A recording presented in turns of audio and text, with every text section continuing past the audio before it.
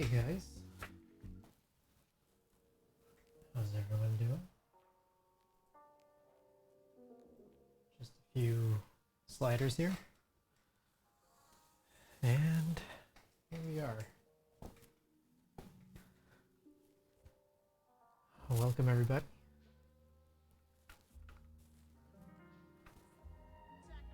We are here. Gonna do a few scans.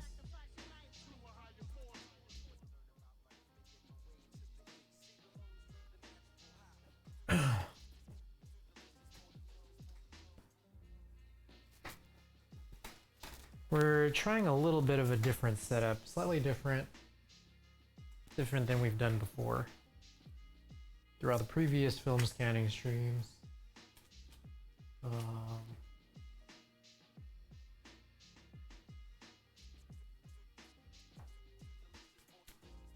As well as from the last one. The last one we had some issues.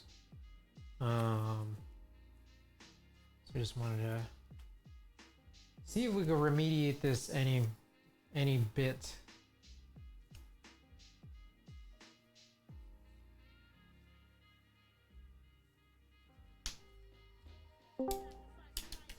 Yo. Yo, what's going on? Alex. Hello? Yo, can you hear me? Yes. Okay. Alex. Read my message that I just sent in the chat, bro. Wait, which chat? Hold up. The Google Meet one. The private one. Have you heard of any of these artists? Where the hell's my phone?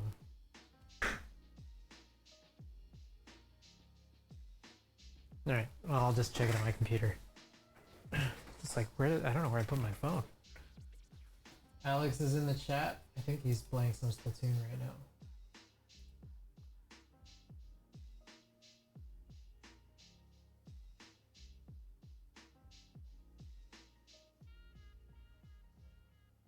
now.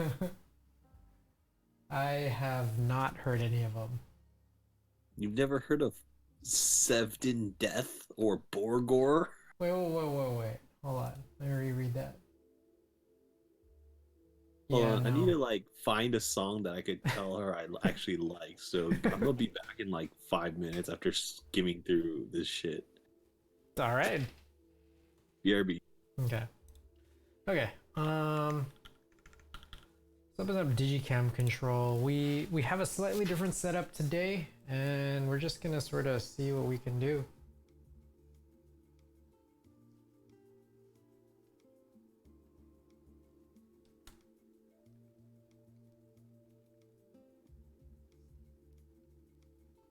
And that answer might be not much. Let's try. What's the solution here?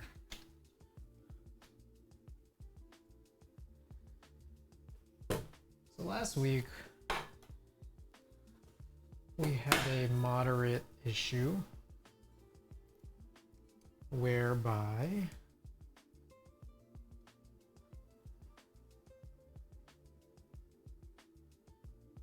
I believe the table we were on was shaking a bit.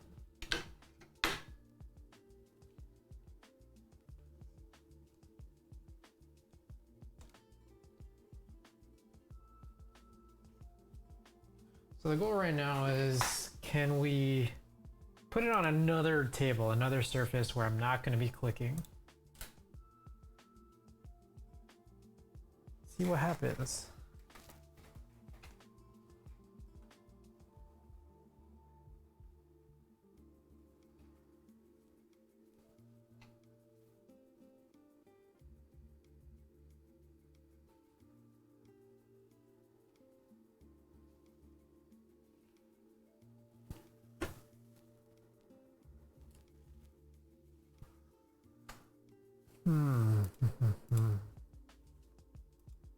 Change the ISO to 100. Aperture to 10. Guess there's no shutter speed selectable here. And I apologize for any audio issues. Still trying to figure some of this out. Interesting.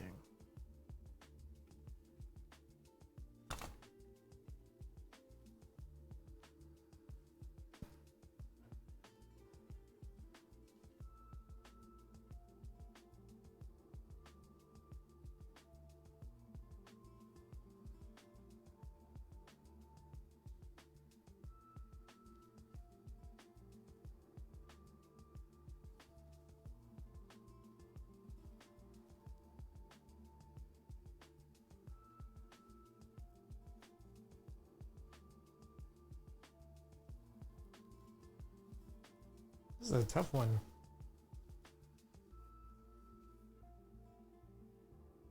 Trying to shift this around. Like a little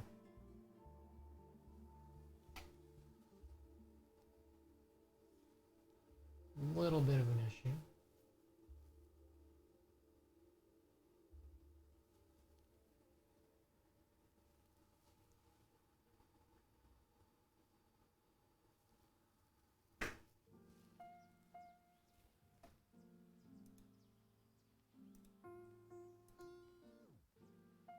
Okay. So I'm going to close all this up. And what we're going to do is start up a new tether capture. This will be 143 for today.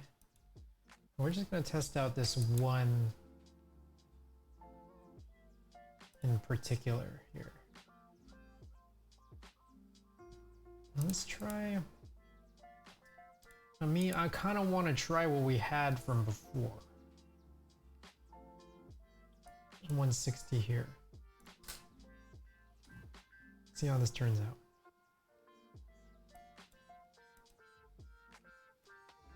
That's me. Let's reset now. And this is a lot more intriguing to me. More intriguing.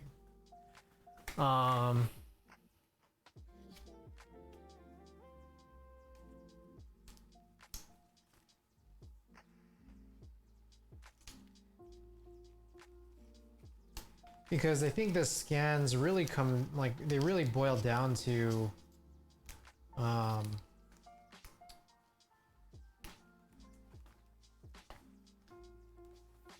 the surface that it's on.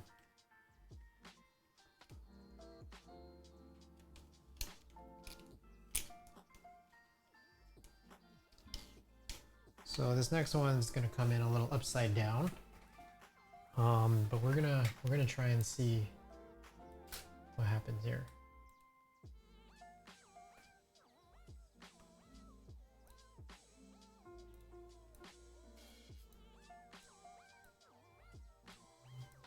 So I think that this grain comes in nicer, but we can probably just even be more sure of it if we just try to compare it with shorter shutter speeds.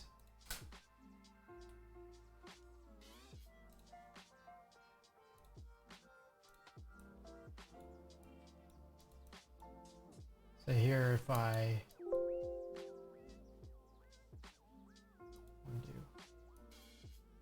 really?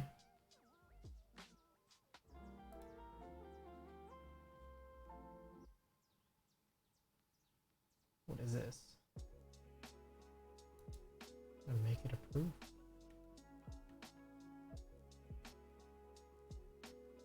Soft proofing. That is interesting.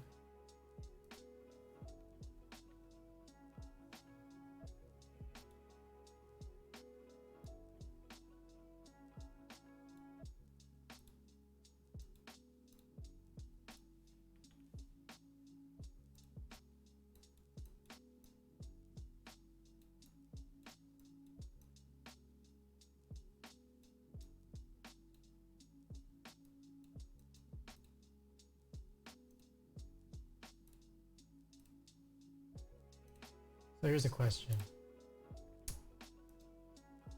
how much is retained in between these.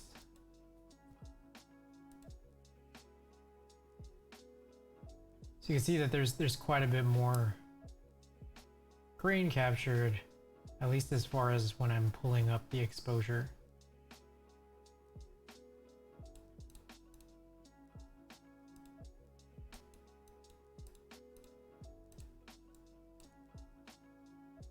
So this might still be a factor of maybe ambient air pushing around the floating camera in a way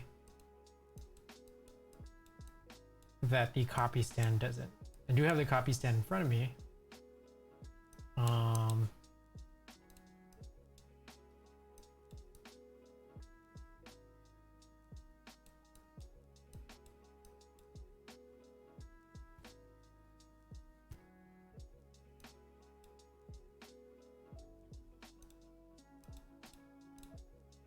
So we can switch over to using that.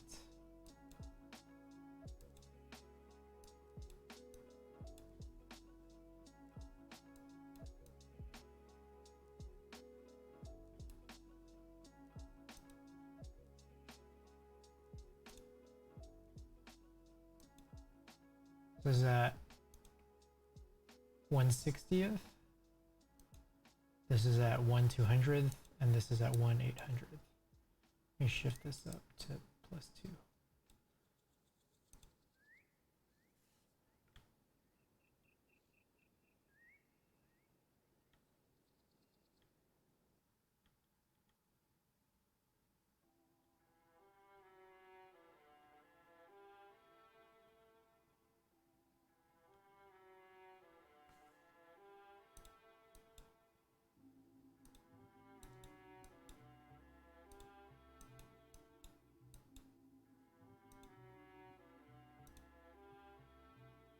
All right, so that's that experiment. I guess I did want to just instead try going back to the copy stand just to see what we get.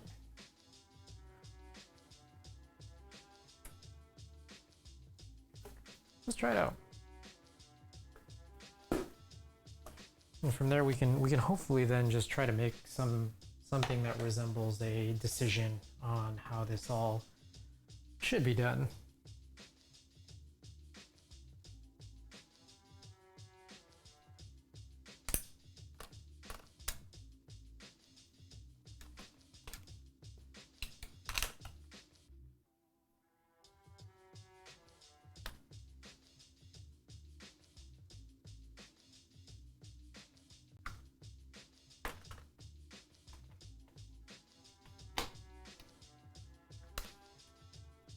Oh, interesting. Okay. Quarter. We're gonna take off this tripod plate.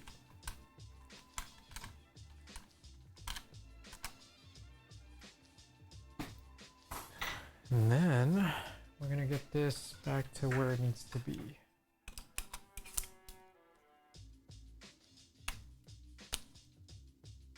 Back to the basics.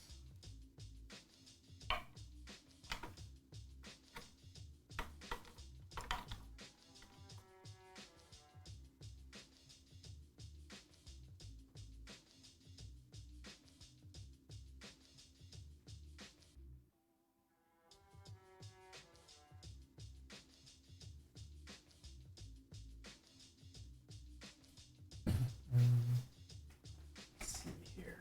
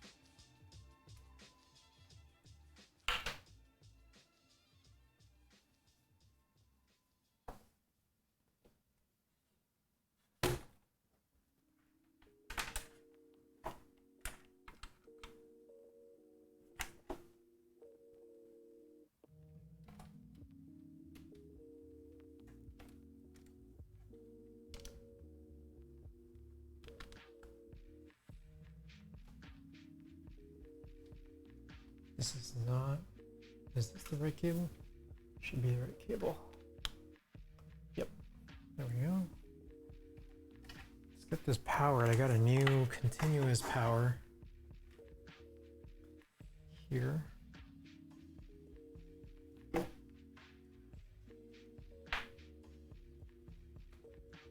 So I don't have to pull so many plugs. This right here I figure is just more worth it to me.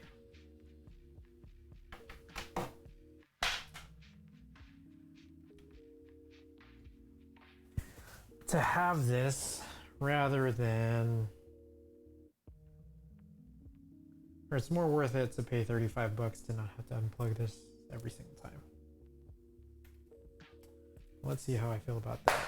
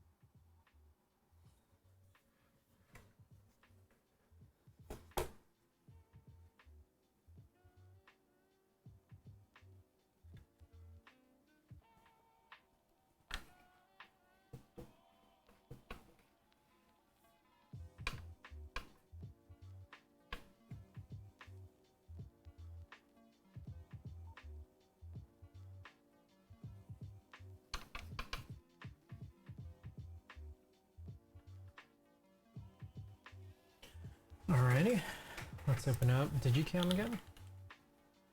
Let's try to get some focus back.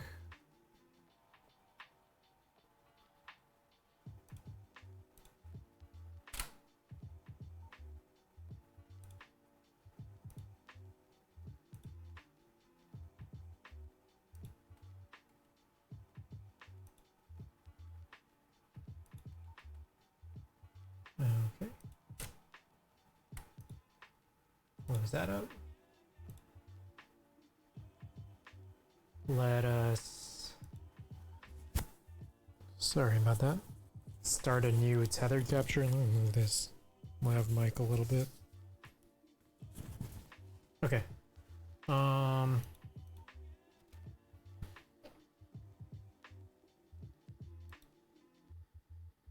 Whoa. Don't send. What's the issue? Yo, Mayberry Mac, what's going on? How's it going? Alex just redeemed open a package. Well, we can open a package. My only issue with opening a package right now is that I don't really have the overhead camera, but package is here and we can do it. And I can just show it on the face cam. Oh, and we got a few more, huh?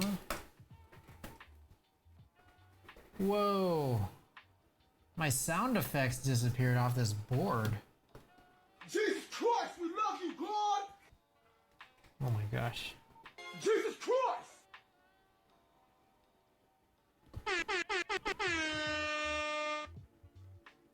Explosion? I forget which one that is. Smoke weed every day. Okay, okay. Yeah, I don't know what it is. The icons disappeared off my deck here, but there you go. I got them all in. Meanwhile, we are gonna open up this package. It's actually pretty interesting. I was watching. So Alex, we were playing Splatoon earlier, just off stream. While we were playing off stream, I was actually watching another Twitch stream, or just I had one on in the background. And it was Lulzthax was building an NK65, saying he's trying to build a budget keyboard, but his keycaps didn't arrive in time. They're the Keyreative blinks from the key company. I got them in, so that's what they look like. Here, let's go. Y'all can see that. So I got 3 packs of this. $26 per set. And yeah, blanks. I'll open these up in a little bit to answer your question. Maybe Rebecca, I've been meaning to ask you, is there a color profile for your camera by default? Which one? Which camera? The DSLR that's doing the scans, or like my face cam, or the D750 you're scanning, thinking about pulling the trigger on the NLP setup. Now, is there a default color profile? I'm not sure if you mean like the white balance settings, but that's all controllable from here. I think this is kind of broken down a bit. Let's try this again. Start the tether. Will it find it? Oh my goodness. I don't know what the problem is. Let's try to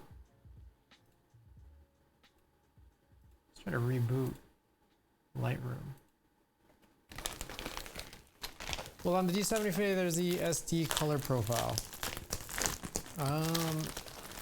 I am down for you to sort of guide me through that.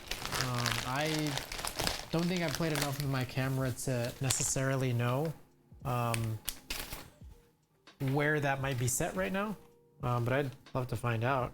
The thing is, what's interesting is for NLP, the Negative Lab Pro inversion software, like it seems to accommodate for that kind of almost any way you take the negative, as far as I can tell.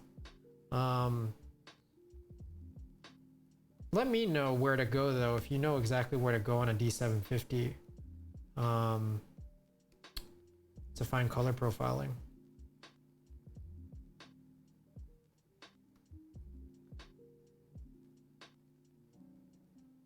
I see for picture control, I'm on portrait.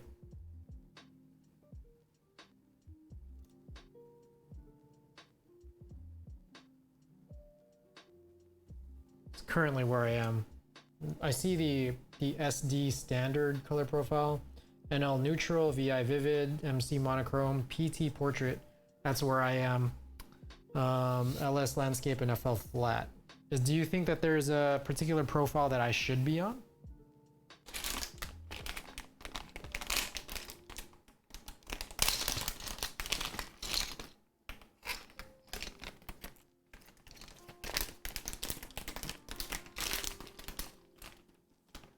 I think that's what made me most curious.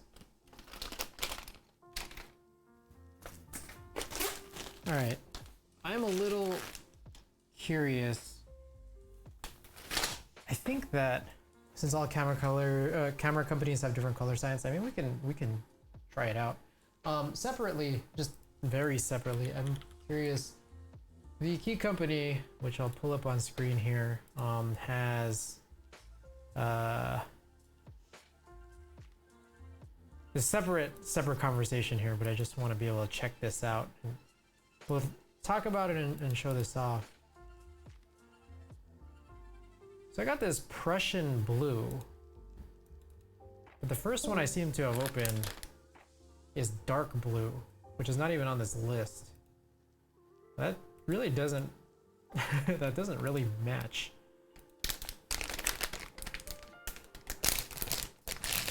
Show me your practice. I know we always get you like doing like 20 things. Yeah, check this out. This, I don't know if that can really be seen that well, but that doesn't seem to match what looked like it was like a almost dark turquoise. This is just a dark blue.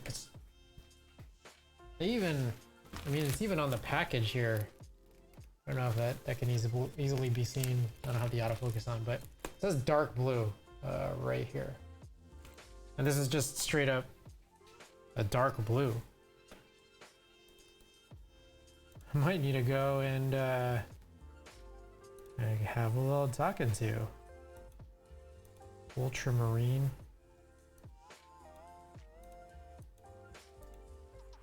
Alright, well, I'll take care of that on mine. I'll reach out about that. We do have a couple of other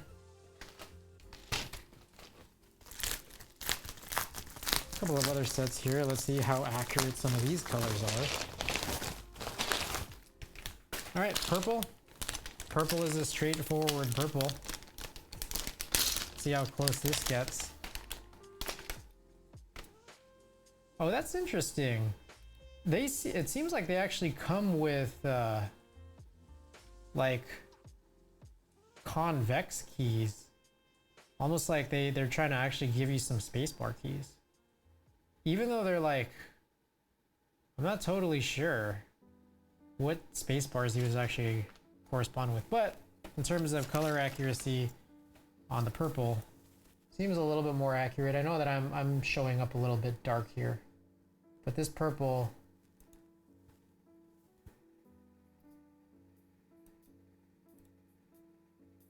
on screen is like a bit brighter and milkier. I'm coming in a little dark, but just relative to everything as I'm looking at it, it kind of matches, but is like, I think, a little bit darker in person.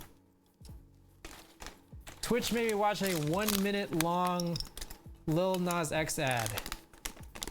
Chris, can you give our new Discord member speaking permission? Oh. Give me a second here. Who's our newest Discord member?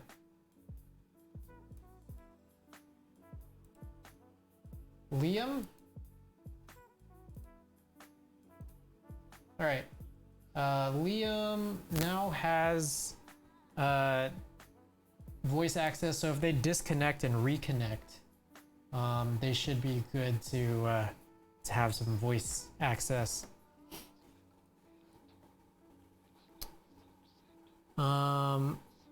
Andy, I'm so upset. Don't ad agencies know that short ads are more effective? I think it's more that the longer ads can be sold, like Twitch can make more money themselves off of showing a longer ad. So that's definitely not on Twitch, but ad agencies, I mean, you're probably right. Okay, purple, a little bit more accurate. Let's check out the last one. The last one I'm pretty damn excited about. So let's see. Oh, I thought that shit was a straight up movie. We got teal. Teal, it's kind of in this, these are kind of on these like inky, translucent bags. But let's take a look and see how, this is, I believe this, yeah, that's the teal, this very last one. So I'm gonna open it up out of this bag. I gotta say, that's pretty damn teal. I'm a fan of that. Is it accurate to the render? No, but I don't think the render was meant to be accurate by any stretch. Cause that, oh shit, I just realized. Y'all can't see this. That to me just looks really, really bright. At least on my screen. This right here looks pretty good.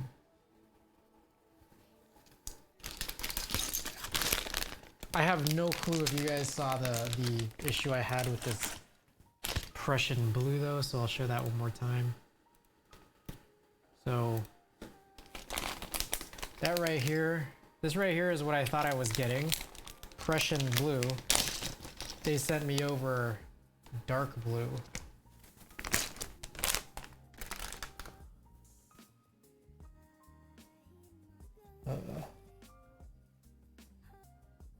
It's like that ain't right. A bit off, but we'll reach out about that.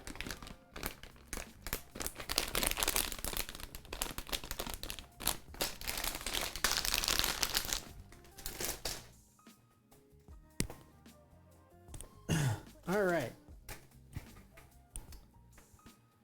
Getting back to it. Let's Go to Lightroom. Let's open this back up. Mayberry Mech, if you're still there, we'll test this out here. But to answer your question, we can set this picture control here to kind of, I guess, other options here. I'm not sure what might be the best here. We can try these out, presuming hopefully that the tether goes back to working. All right. Oh. Well, I've been having some issues, haven't I? All right, let's try this out. Yeah, a little weird.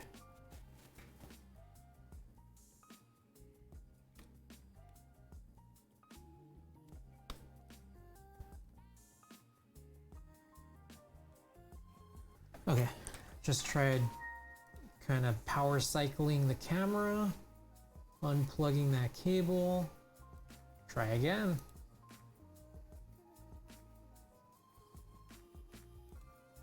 Still seems to be broken. Huh. Strange. What is happening? See if we can get it back in Digicam.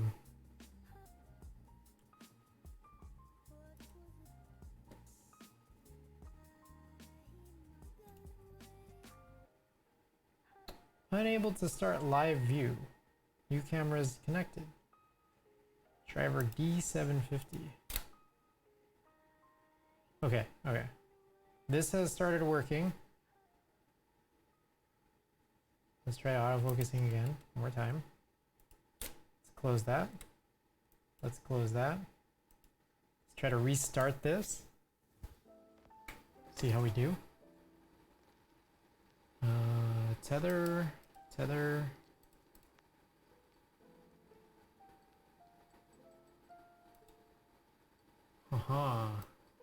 Still broken. Alright. Huh. Interesting. My guess, honestly, what if I just restart my machine? Let's try restarting my machine, yeah?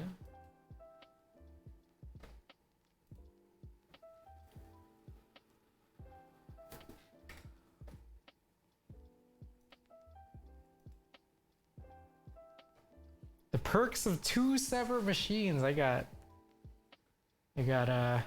my streaming PC, I got my workhorse slash gaming PC. So we're good.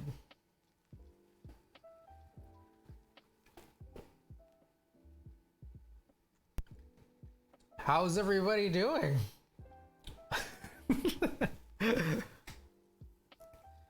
So Mayberry Mac, what do you think about the profile? Do you have any particular suggestions? Knowing that I've had it on portrait, shooting all of these scans on that profile.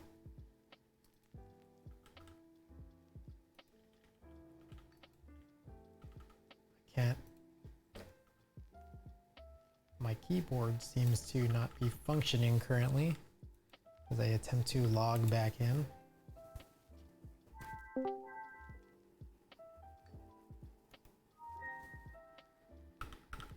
Alright, there we go. I'm now back in this channel here. Let's try to get Lightroom Classic back on. I don't necessarily have a suggestion, but I was talking to a friend about color profiles in regards to buying the NLP setup. So let me just make sure. The NLP is the inversion software. Negative supply is the equipment setup. Are you talking about getting the actual equipment here? Oh yeah, negative supply, my fault. Yeah, no worries. I realize like they both start with the word negative, so it can be a little bit confusing. I actually got confused. Yeah, no worries. Okay, perfect. So here we are again. Now I am going to go back to this old setup that I've had here previously, where I want to go to F10, 1/60th of a second at 100 ISO.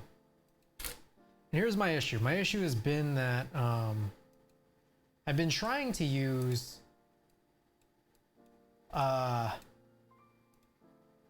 this setup here with it's like a monitor arm but for cameras.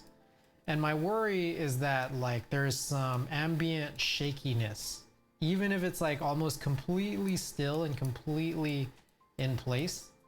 I've been worried that it's been a little shaky because I wasn't certain that the grain is coming through properly.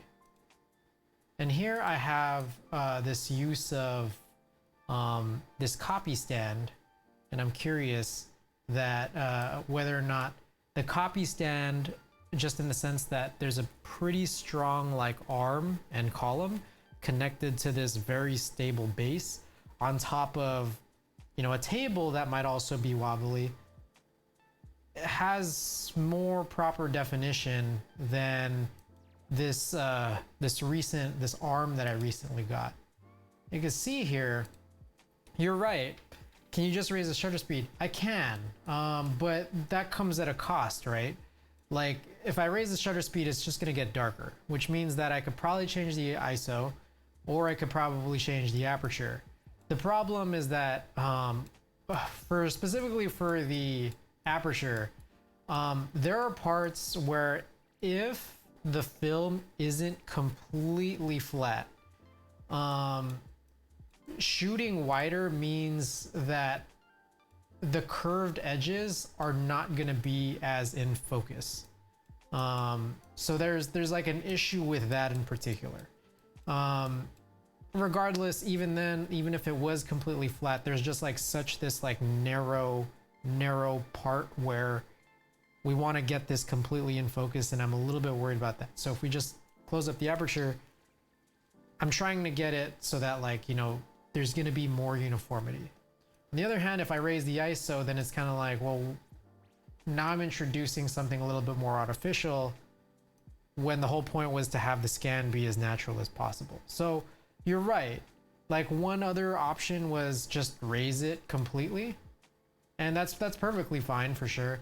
And then bring up the exposure. But what I worry about in that case is that the color definition kind of gets lost. Because we're doing something now unnatural before we even get it to NLP. So that's kind of where I'm a little bit worried. So I've just been kind of playing around trying to see if some of this can be remediated. Now, yeah, there's a lot of variables. There's definitely a lot of variables. And I mean, one additional variable is like, it's hard to tell what really has happened here because just by virtue of me moving it off of this arm onto this camera arm onto this copy stand, like I'm at a different distance now in terms of the actual scan itself.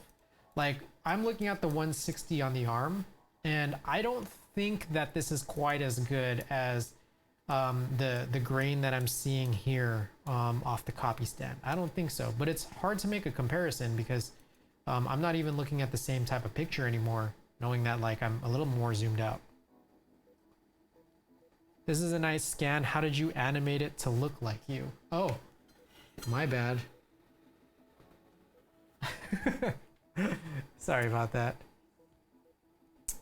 All right, my camera, yeah, Jesus. Okay, anyways.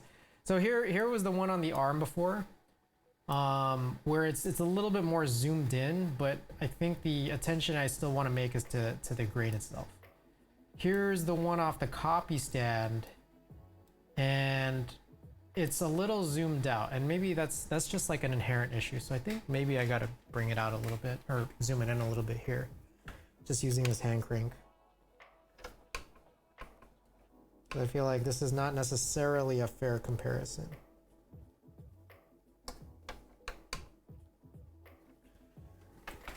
All right, so I'm gonna close the tether, open up Digicam, and then try to use this to refocus again.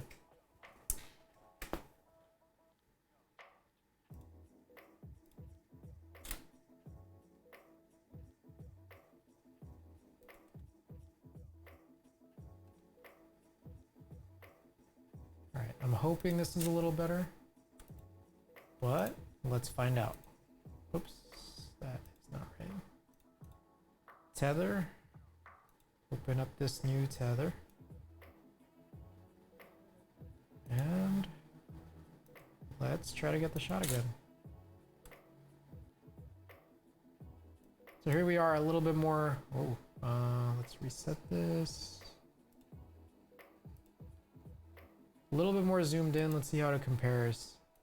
I'm a little bit more zoomed in than before. But honestly, I think that it is better off the copy stand. At 1/60th in the same exact fashion. Take a look here. This guy right here, 1/60th of a second at f10, 100 ISO. 1/60th of a second, f10, 100 ISO. This one's actually even zoomed in more. I mean, I use the same focusing technique, but you can see that there's like a difference in how it was captured. So, I mean, you're right. We can just like, change the shutter speed so that like, we're not going to capture as much wobble. I'm trying to make it like go a little longer so that I can get a bit more out of it. And I think that having this copy stand setup as just a conclusion to all of this is going to be really critical for me to continue doing film scans. So I think that that's kind of just the sort of proof to myself, basically, that this is still kind of a necessary item and a necessary step. I think that overall, I still would like to keep the arm for the purpose of doing other types of overhead streams. Whether it be through the arm or whether it be through maybe a C-stand or something. We wanna kind of try to get that. So that's kind of what my experiment is and what I've been trying to work at since, what was it? Thursday's stream and this first 45 minutes of this stream. And that's kind of my experimentation that I wanted to do. And I actually have some other newer rolls of film that are of Ada and the little dogs. So I want to scan those pretty soon. To answer your, I know that you've, maybe Mac, you came up with a bunch of, other discussions here. Let's see, let's actually try it, right? We can go ahead and do that. So let's try to change some of these color profiles because I think that that's another new curious thing that I hadn't actually even thought of when sort of going through this. Because I think it is a good, another sort of aspect here. So here's what we'll do. Let's just try it out, right? I have set it to SD. This previous one was portrait. Number 6 is portrait. This one's gonna be SD. And you know what? I'm gonna go back to resetting this. And we're gonna put none on. Maybe flat. Yeah, let's check out a lot of these. I mean, why not just try all of them? I mean, it's not gonna. Luckily, all of this is pretty fast, right? So that one's neutral. This next one is vivid.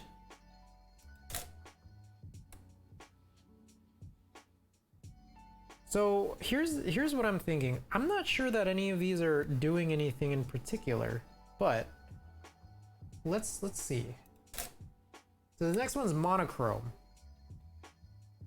And it also still did nothing, right? And that actually seems super suspect, but I'm just gonna keep pressing these just so long as we're still here.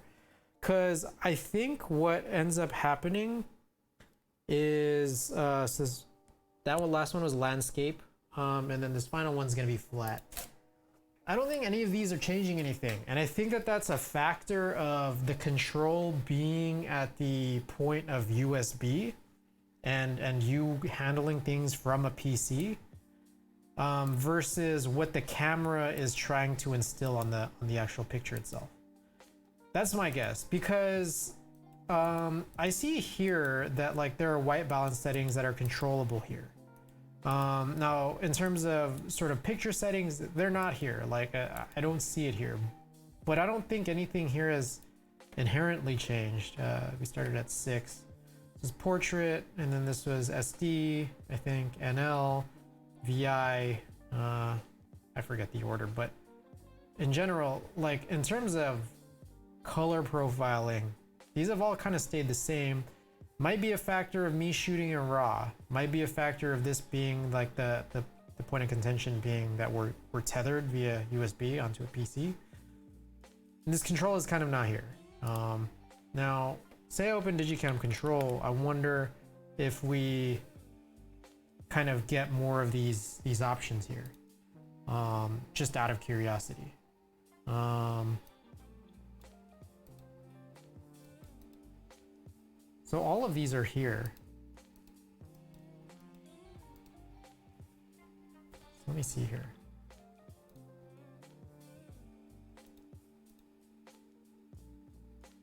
Interesting. Okay. That kind of changed my thoughts. I'm almost positive that you were using a Sony. The scan could potentially be different. I mean, you could. So here's another interesting, just like extra thought, right? Like, you can always make the scan different. You can make the scan different in a million ways, because it's like, you can conceivably just like change all of this stuff before you get to NLP. You could do all kinds of craziness here. Another thing you could do is, I mean, you can do it from a picture level where it's like I mean, you could conceivably like gel the lens, right? Like you could probably put a filter on here. You could gel the light source. So it's like, you're right. If depending on what the camera is, I mean, it also is just more grandly what it is that you're doing. Yeah, you could definitely affect the scan. It could be different if NLP has already accounted for a camera color profile. I think that there's also some truth to that too. I think that you're raising all of these things and they're all super good points. And the thing is, at the end of the day, like it kind of comes down to what is NLP doing, right? So like, check this out. Here's what it looked like when I took the 160 f10 100 shot, right? Open up NLP. And like, I mean, there's a bunch of these different kinds of settings, right? And I mean, like, I personally, this is where I have it. I have it as a frontier color model. I mean, we can change this to basic, Noritsu, or none. What if you convert all of them exactly the same? Yeah. Let's try this out. So if I convert these negatives, actually, hold on. Give me a second here. Let me do this without the borders, right? So here I'm not even touching it. I'm not even, what they typically suggest that you do is you white balance off of, off the actual frame, but I won't even do that right now. Like I'm just not even gonna touch that right now. Now say, for example, this is where I want to have NLP start looking. So that previous render was kind of incorrect because it was trying to account for a lot of what was in the borders, right? So here I am right here. Lab standard, the auto neutral white balance, and we keep our LUT at frontier. Now what you're asking is, what if you, I believe what you're asking is, what if you just kind of sync all of these exact settings to all of them, right? Now, I believe that because like there was so basically no, I contend that there was no difference in between the actual USB tethered captures of each of these pictures. I'm inclined to believe that these are all going to look pretty close. Like, I mean, there's probably just going to be some differences in the fact that like I was touching the top as I was like, you know, kind of pressing down on some of the buttons, and then maybe there was like some shifts in where like the positioning was. But in terms of the actual scans, I mean, to me, these all look relatively the same. I mean, some are coming in vaguely darker, and that might be a factor of many things. I think that that's what you might have been asking. I sync the same exact NLP conversion methodology across all of these 7 photos. LOL, I've never used that sync button. Dude, thank you for testing that for me. I mean, there's more. There's more that we can do, right? So let's try this out. Here's another thing we do. Let's reset all of them, right? I wonder if there's a way to just... Well, you could probably sync the reset. Sorry, I recognize Ada recently brought up that I kind of have a lot of mic issues, so I've been like kind of thinking about trying to get a new mic to plug into the lav transmitter. So it's like I keep the transmitter and the receiver, but I'd basically be plugging in a new lav into it. So I'm debating that, and I'm debating like what I want to do there. Anyways, and I think I remember when I downloaded NLP, it came with color profiles for different cameras. I vaguely recall, there might have been such a thing for the TIFF scan prep. In terms of NLP itself, there's just sort of this sense of, hey, what is your actual source? Does it come from a digital camera? Does it come from like a view scan or other raw scan, or is it an actual TIFF? And then you kind of go along from there.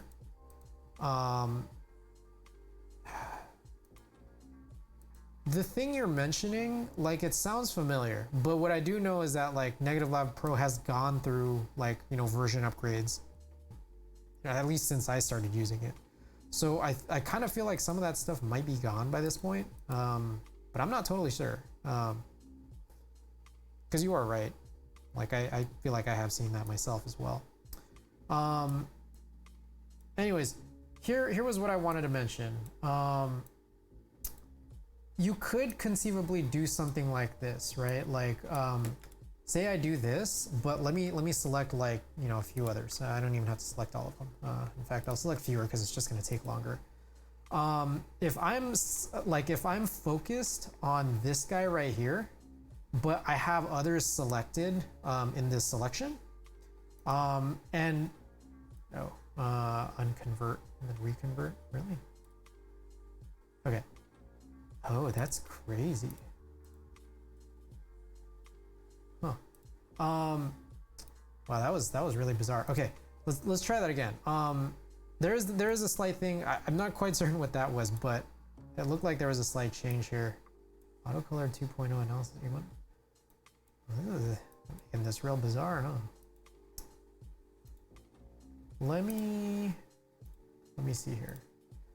I think there might have been an issue in taking some of these scans with a default profile, so let me try like some of these last couple. Feel like this is throwing off the thought experiment that we had, but I still want to be able to try this. So let's try these last three when I think I turned off the scan or the photo, the tether preset. So here I am focused on this first guy, right? What it'll do is, it's still provided these settings, it'll still try to convert all of them in the selection, even if I'm only focused on the first one. So you can see that this process is taking longer because it's trying to do this thing 3 times. Hey, Alex Heck Photo, thank you for the raid. I've popped into yours your stream a couple times. I actually really like your content. It's super great. I appreciate you coming along, everybody who's here.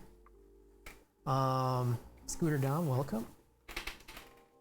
Yeah, so we're testing a few things here. Yeah, with we've got the negative supply, you know, set up. I got a Kaiser copy stand, a D750 Nikon I'm using as a DSLR scanner, and you know, just all of the equipment down here, including like a light source and all that. And we're just trying to see, we're doing some thought experiments here on getting these scans just through Lightroom, testing out what it is that we're seeing, and seeing sort of compatibility here. A lot of experiments thus far, but yeah, I appreciate you coming along. What I do know is like I'm on the Twitch photography Discord. You know, I check everyone's out. Is there a reason you don't white balance the film border before converting with NLP? Oh, I usually do. I was just kind of shortcutting while working on a couple of these recent thought experiments. So we could go ahead and do that. It's not a huge issue here. So I typically do, but I just wanted to show, as we had Mayberry Mech asking a few questions about color profiling. His first series of questions was concerning like, hey, like depending on what profiles are set on your camera, will that affect how your USB tethered scans sort of look? It seems like that's not the case. That may be the case if you might be not tethered, like if you're taking photos onto an SD card or something.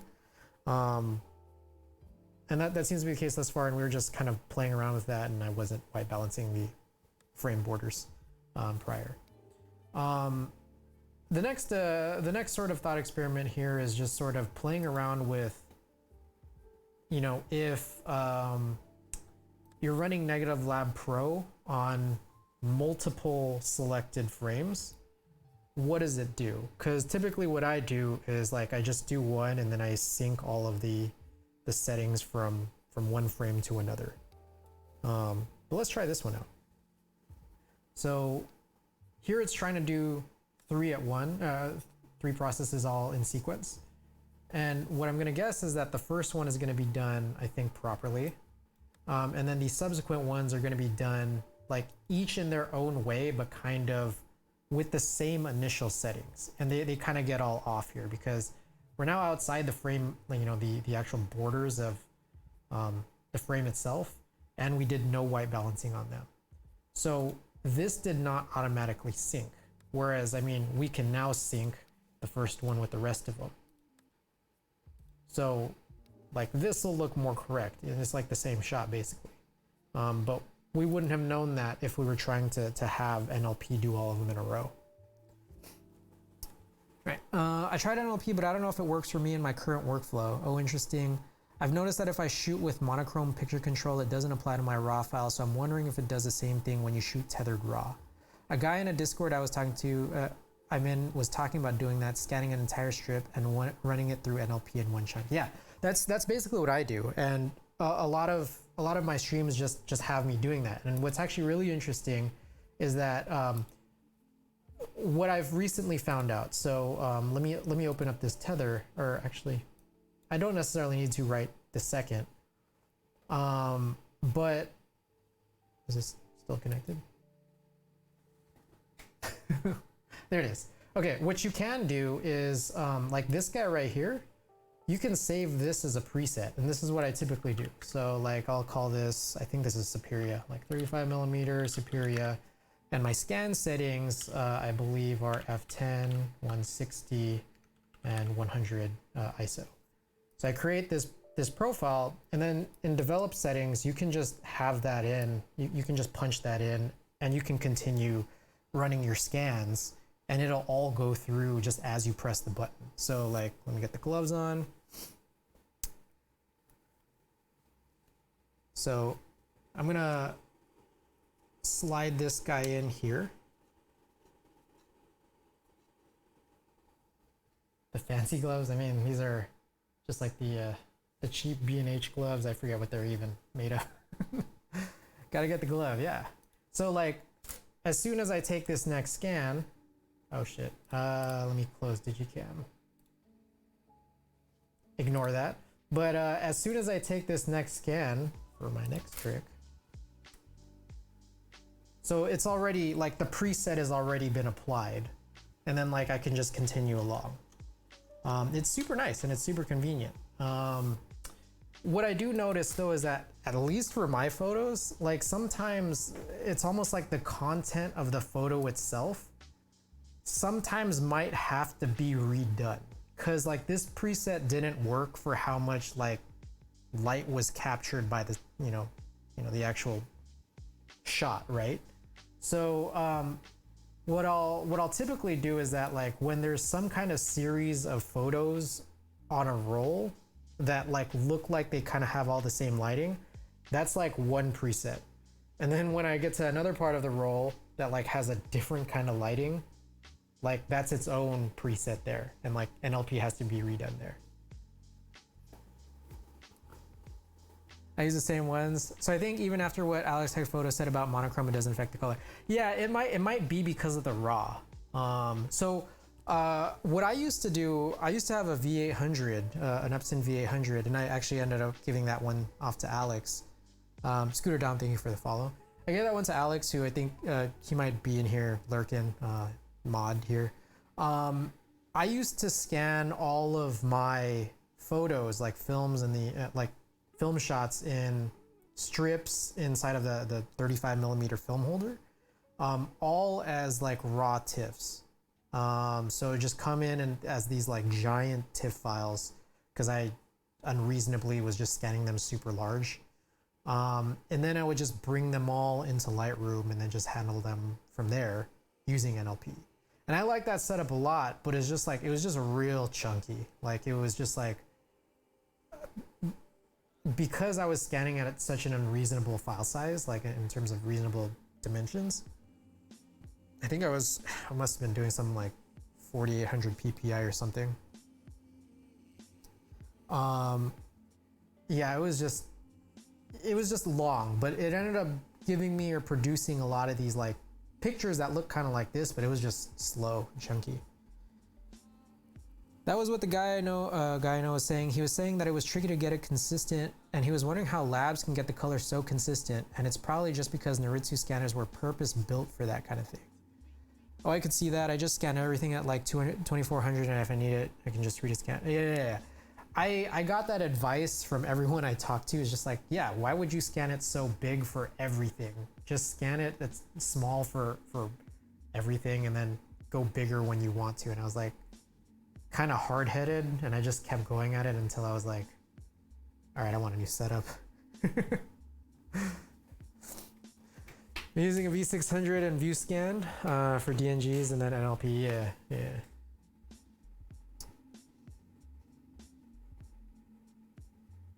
All right. Honestly, this was like a big test roll.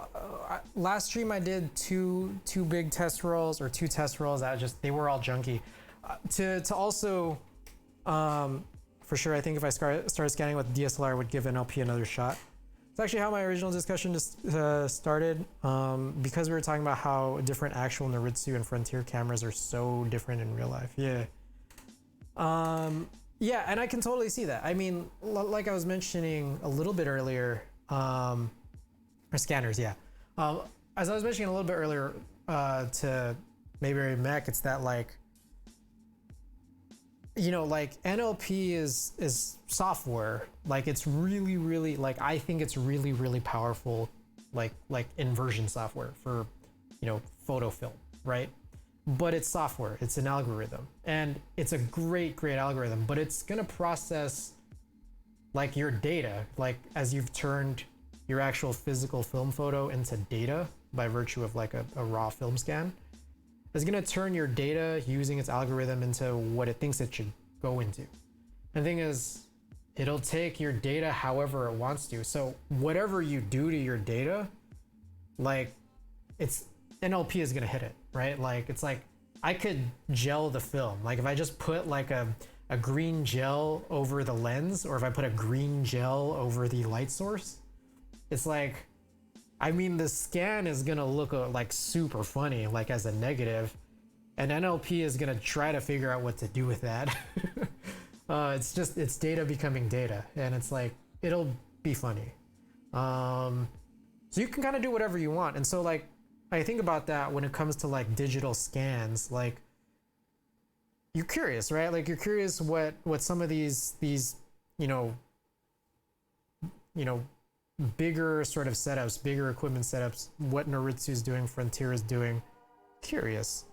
Like Silverfast, you know, yeah, Silverfast, yeah. They're asking if using Silverfast something would give a higher quality scans, and I said that the biggest limiting factor is probably the scanner. Yeah. Silverfast, like the Negafix, I remember I used to use it a lot. It's great. Like it's super powerful. But I mean, you're gonna be limited to what you feed into it. Like here's another example. It's that like Alex, or anyone out there who wants to listen, Mayberry must have heard me talk about this a million times. Alex, if he's still lurking, or Alex Lee, or sorry, Alex Olax in the chat is still here. I've told this story a million times. It's that like I developed my own film at home. For some strange reason, certain film stocks, I'm fucking up. I don't know why or how. Like when I do 35mm Portra 400, it's always super messed up. When I do 120 Fuji, Pro 400H, fucked up. Like I don't know what it is. It's like, and the opposites are great. Like when I'm doing 35 Pro 400H, it's perfect. As I've started doing 120 Portra, that's been pretty good. Somehow, sometimes when I'm developing film, and I've been doing it like in such high volumes over the last couple years, and I'm just noticing the same fucking things like over and over again. So it's like I'm doing something wrong, and I'm not quite sure what it is, even though like I have tried experimenting in other ways. Whatever the case, I have some films that kind of look messed up. Like I've got film rolls that look messed up, and I'm putting it into scanning software and then trying to run an inversion, whether it's Silverfast Negafix, whether it's what was it, Color Perfect, like that really old plugin, whether it's Negative Lab Pro, just all of these different kinds of algorithms for inverting your negatives. If my negatives are all messed up, like it's not gonna give me a good, positive. Like, I mean, it's just like there's no way around like that. So it's just like I send all my color to the lab. I just do black and white on my own. Right? Yeah. Software can only pick up so much slack for the hardware, or it can only pick up so much slack for like the work that I've ruined. To be honest. You can buy a Nikon F6, but you still got to put film in it. Exactly. I mean, yeah, like I have a Nikon F6. It's on the shelf. I shoot film with that. If I shoot Portra 400 like that, and then I put it through, my chemicals for some reason, like Portra 400, sometimes all gets fucked up. Like pretty much all the time has gotten fucked up. For some reason, same exact chemicals, Portra 800 is okay. I don't know what to say. You put in the Portra 800, perfect scans. You put in that fucked up Portra 400 in, it's like, well, I mean, it was messed up from the start. My software is not going to do anything. My software, like what happens is for some of these films that like I develop it, and for some reason they come in yellow in the same exact tank that like another, like a Portra 800 or a Fuji is coming out perfect. It's a little weird. It's a complaint I constantly have about myself. I don't know how to fix it necessarily. I do know like I could go down the street and like get my negatives done by the mean gentleman at the photo joint, but like it's expensive and he's mean. So it's like that's the trade-off. Deal with that, or the messed up negatives. All right. I promised I was gonna do some of these 120s out here. So before I do that, I have like a bit of a new setup.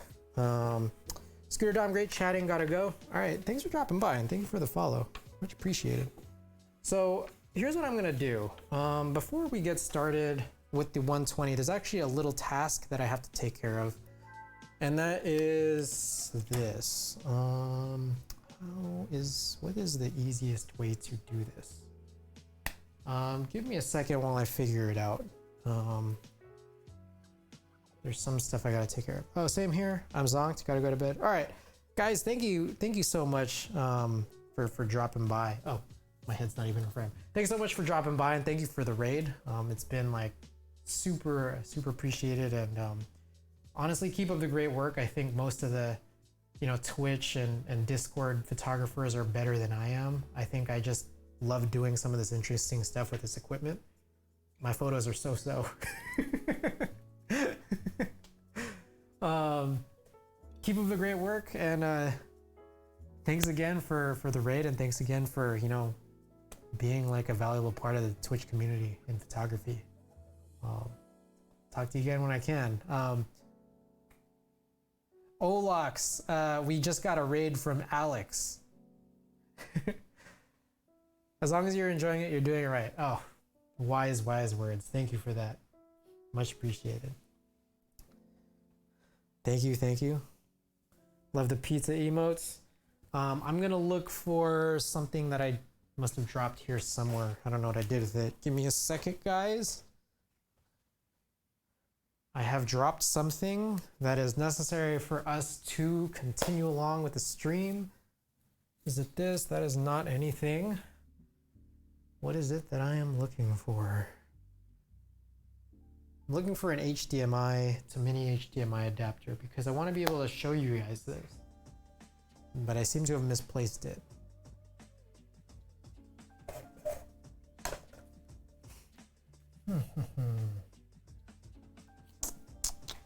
What have I done, guys?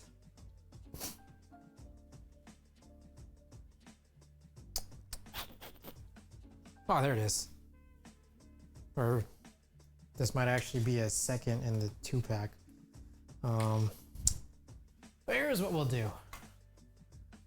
I'm gonna grab, where is that HDMI?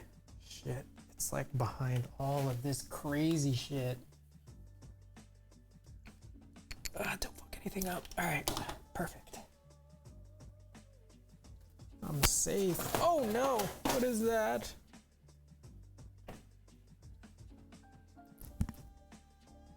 That is some medicine. I dropped some medicine, so we're good. It's not anything important.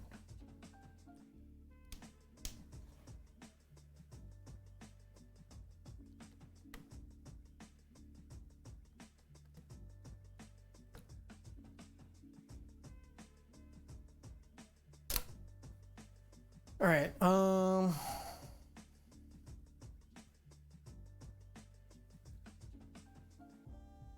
did that not do anything?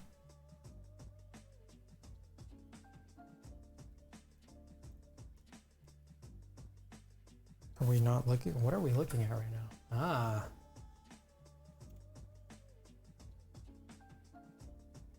Okay, I see. Continue giving me a second.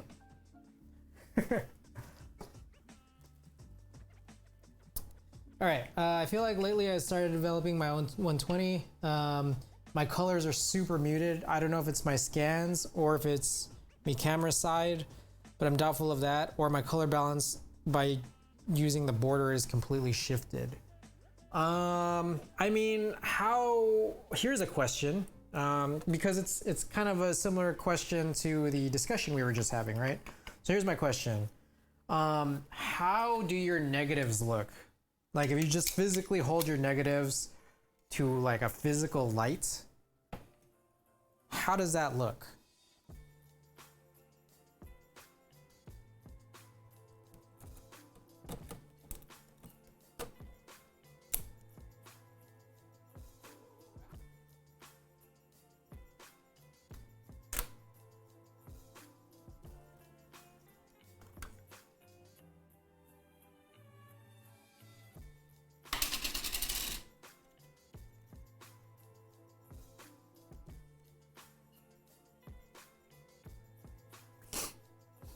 They look good. I don't know. They don't have a weird color cast. They're dense though. Okay. I mean, if they're by comparison more dense to what you're used to, I mean that could be, you know, a factor, right? Of just your software is treating like this, you know, these dense negatives as like, hey, here's the algorithm, here's the data. Do what you need to with the data. Oh, they're dense enough. Okay. Got it. All right. So. Yikes. Here's my goal here. We are trying to do a number of things. One, thing the first, we want to change out this plate. Meant to say they look properly exposed. I see. All right.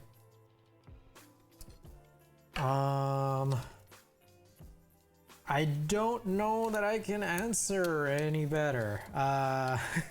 With all that said, looking super muted. What I noticed personally, just as an aside, not that I don't know if this is. No, I'll say it. This is not helpful. But what I do notice is that a lot of people's 120 that I end up seeing people post, like, I feel like it often is and does look muted, just to be perfectly honest. I don't know that that's a helpful statement at all.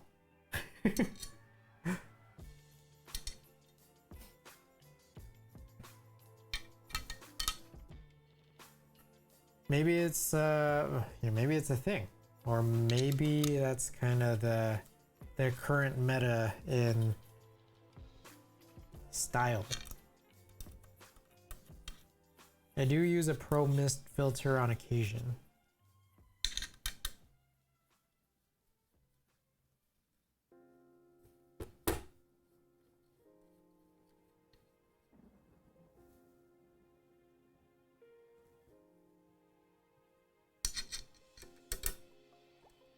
Okay.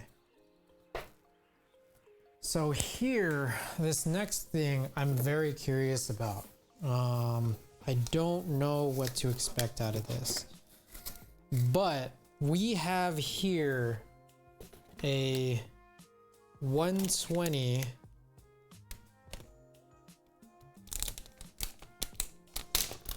full border scanning adapter thingy, and I do not know how it works, to be perfectly honest. Here is a screw. There's a piece of glass in there. Holy smokes, you bought the extra adapter. I was confused too. Yeah, I don't know. It doesn't make a whole lot of sense to me, to be perfectly honest. But what I do vaguely recall, and hopefully this will be helpful, is I think that there is a YouTube video. So I'm going to try to watch this YouTube video, I believe. All I know is plus money, yeah.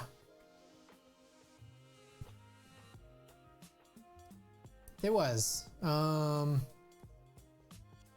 You know, you try some of this stuff out. I'm looking at negative supply stuff, and it's like, they have a lot of very, very cool stuff at a very, very, very expensive prices. Now, there is one thing about negative supply that kind of ticked me off. I'm just like, okay, you're going a little too far.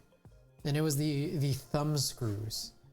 I saw that they had it, and I was like, that's a great idea. And then I looked at the price, and I was like, there's no fucking way. Like, I'm not gonna buy this. So I just ended up buying my own, like, knurled thumb screws just off Amazon. I'm just like, this is more efficient use of my money. Anyways, let's see. I'm like, there's screws, accessories, border.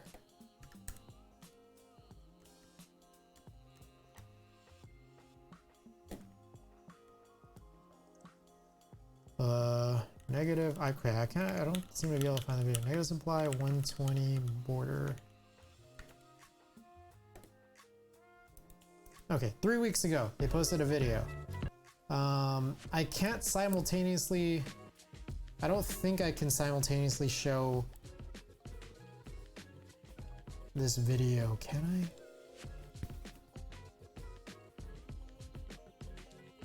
Let me see.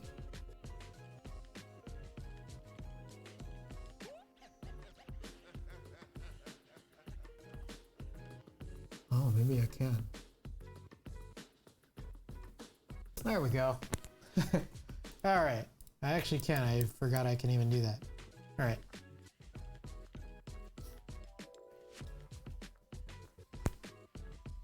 Carefully remove the 4 silver screws holding on the velvet top tensioner on the film carrier 120 clamp mechanism using the silver 2.5 millimeter hex key.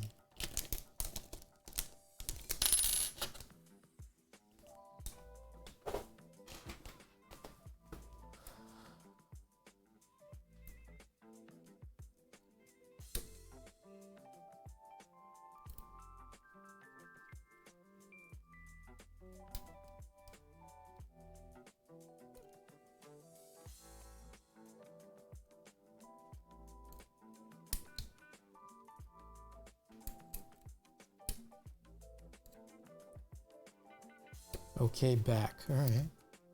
Very cool. So I'm not sure if it behooves us more to keep the YouTube video large or to keep the overhead camera large.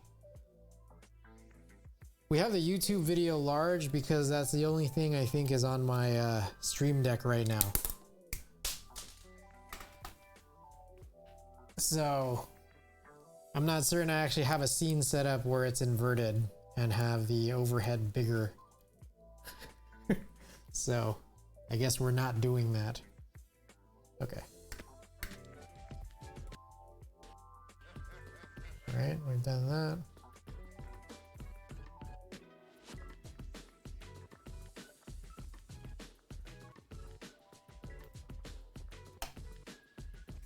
Using the same 4 screws and the silver hex key, install the new.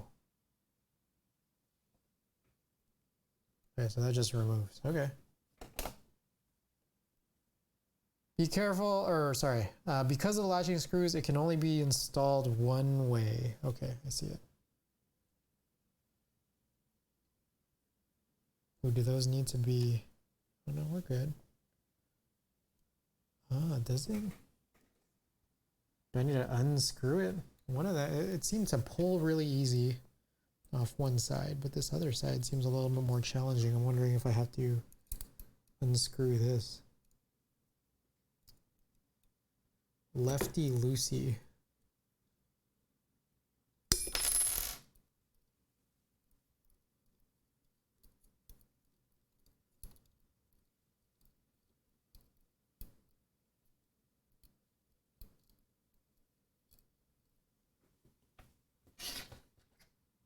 All right, let's try this righty tighty.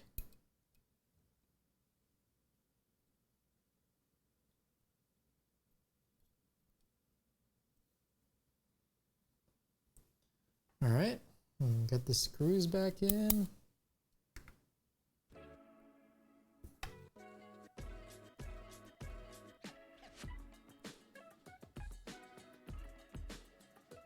I'm curious about this piece of glass though.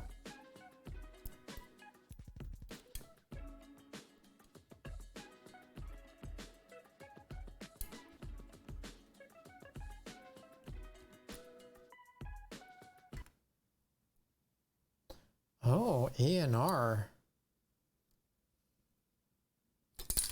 Shit. So it says remove your current plastic mask that may be in the film carrier. What would have come with the unit. Now, I feel like I've kind of been dicked here because I don't think I ever got any plastic mask. So whatever they were supposed to include before this system, they never did. These guys, can you believe these guys? Scamming me.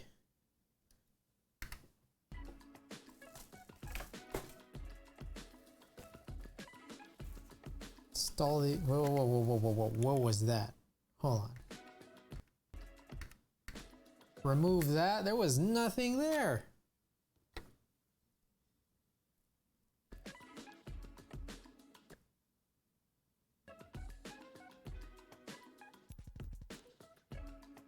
Or was it this? Yeah, plastic tabs down. Is it just this guy? Oh, maybe that's just it.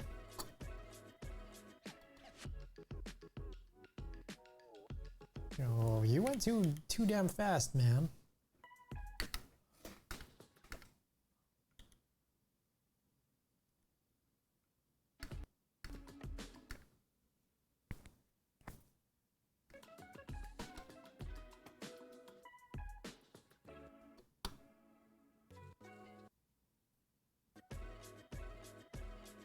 Is that good?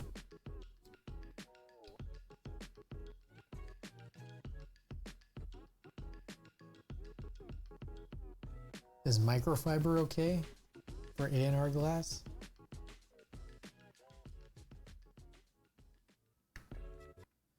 I just want this so bad because flatbed scanning makes me hate it. Yeah, it should be. Okay, okay. Yeah, man. Flatbed scanning is like, it's really, really great for every single reason except speed. And also the physical nature of it. Like, the results of flatbed scanning are fucking fantastic, but everything that it takes to get there is what is really, really hard. In comparison to this, I mean, what I will say is that, like, if you try doing a DSLR setup without all of this stuff, the harder it gets.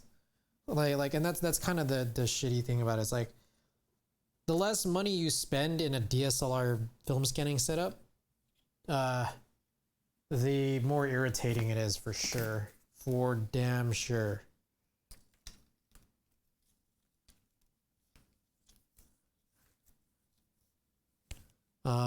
Because you can get things that look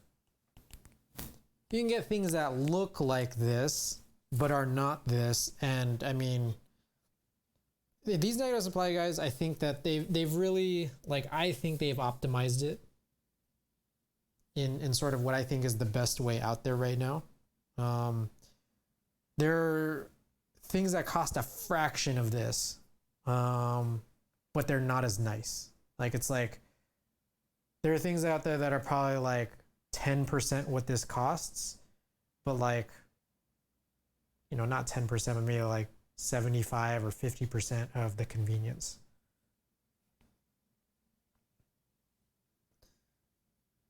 Yeah, it should be. I have a Z6, but I also need to buy a macro lens. Yeah. All right, let me go start grabbing these rolls. I'm liking the way this looks right now, but I'm curious to sort of see here what we got going on.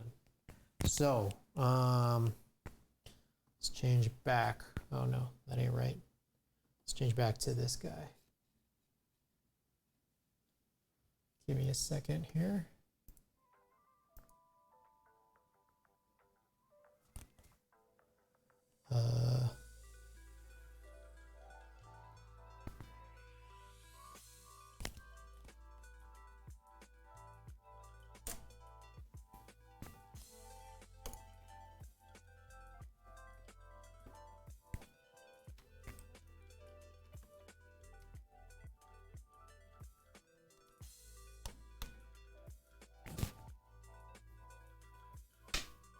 Alrighty.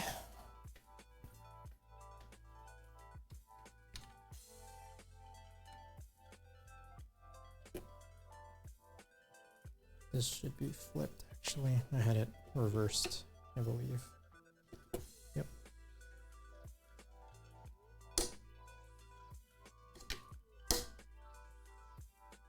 Well, the whole system is reversed.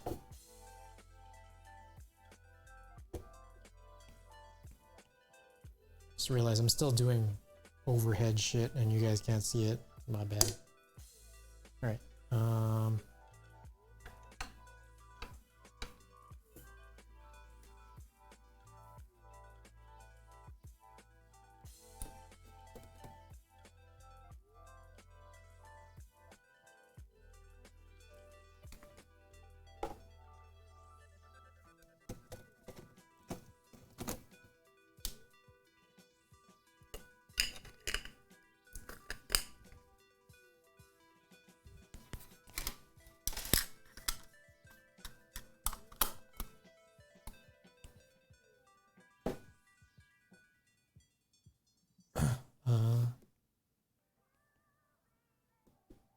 It's interesting.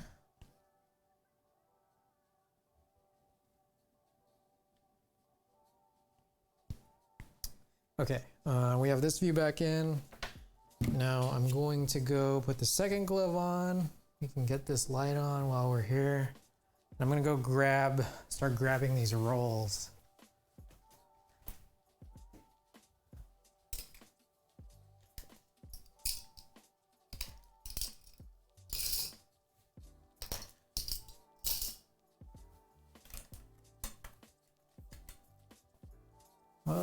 kind of leave them here one by one, but I'll take them out one by one. So here's 120. Where's the start? This is backwards. This should be the start here.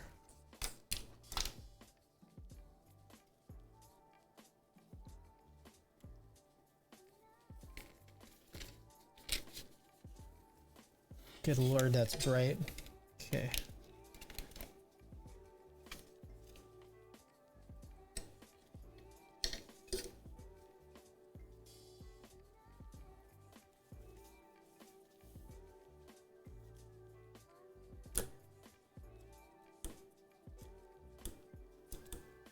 Interesting. So I can see there's something really interesting that's happened here,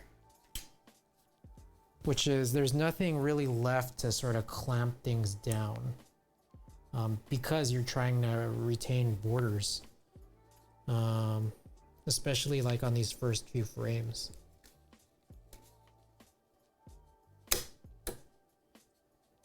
That's really interesting.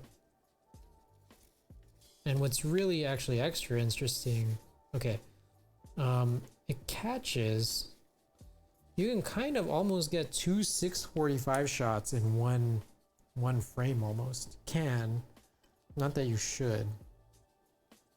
I know that you guys can't see anything right now, but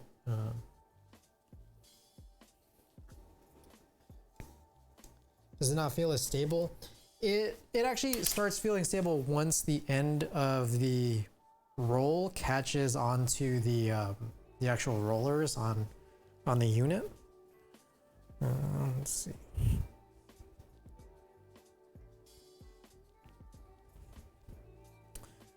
And this is gonna be like more sensible, hopefully more sensible once it comes down. Maybe, I'm not sure how intelligible anything I just said is. I don't know necessarily that it'll get clearer, unfortunately. Just give me a second here while I try to get sizing right.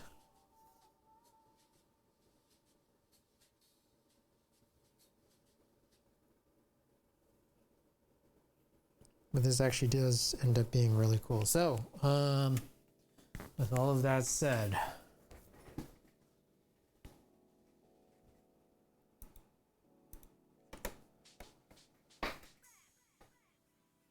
let me send off a message here.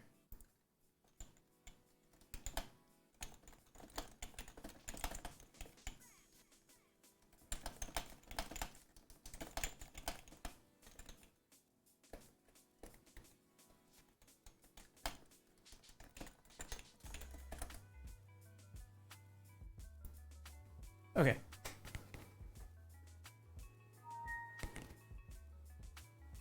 So, let's go back to Digicam. Whoa, what is happening?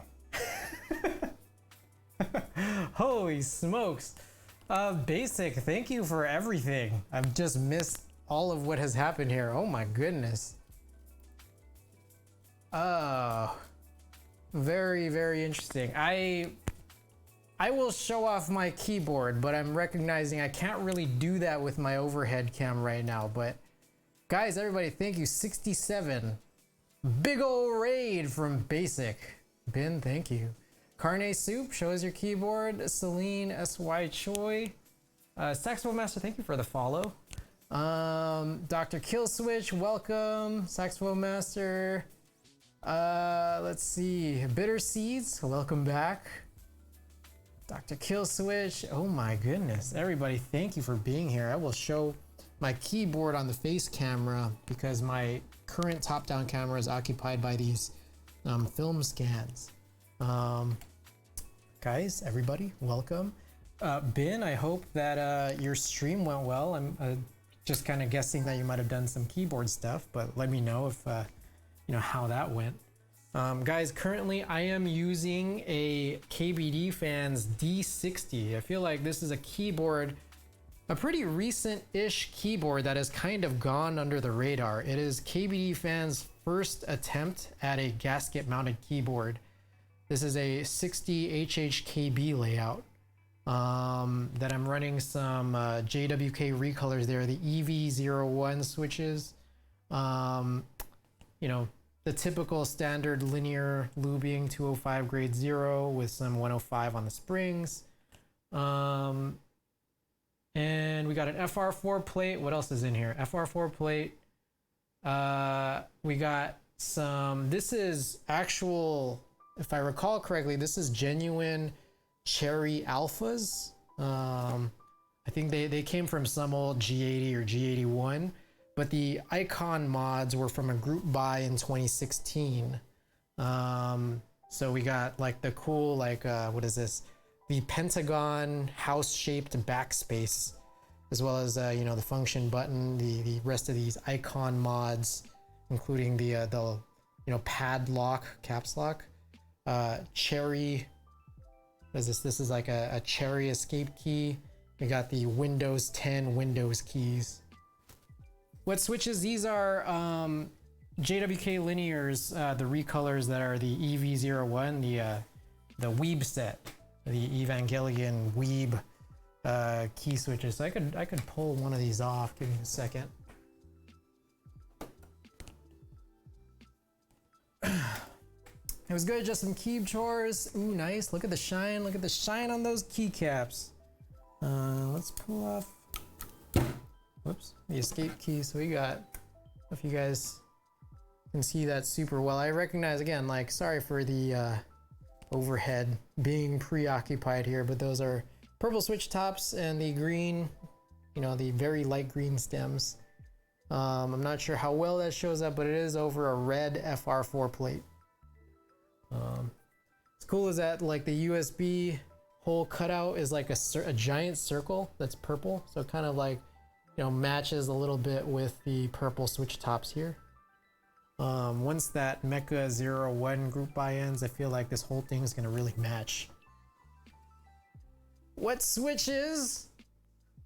EV01 JWK linears. Whoa. Whoa, Alex says. All right. Guys, thank you. Welcome. For those of you who stuck around for the raid from Basic Build stream, our good friend Ben, thank you. Thank you so much for being here. One more time, what switches for the back? JWK linears, EV01, the Evangelion Weeb switches. All right. Okay. Guys, welcome to the stream. If you guys don't know me, I am Chris, CG Buen, CG Buen, whatever you want to call me. HYN5Y, thank you for the follow. RX003, thank you for the follow. I typically do keyboard streams once a week-ish. Ada helped me with some lubing some Zelios over the weekend, so we're probably going to do that on Thursday. Finish off the rest of that batch, just for whatever the next build is going to be. But today we are doing some film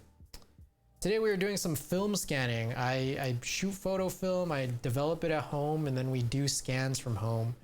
And so we've been trying out a bunch of cursory tests, some thought experiments,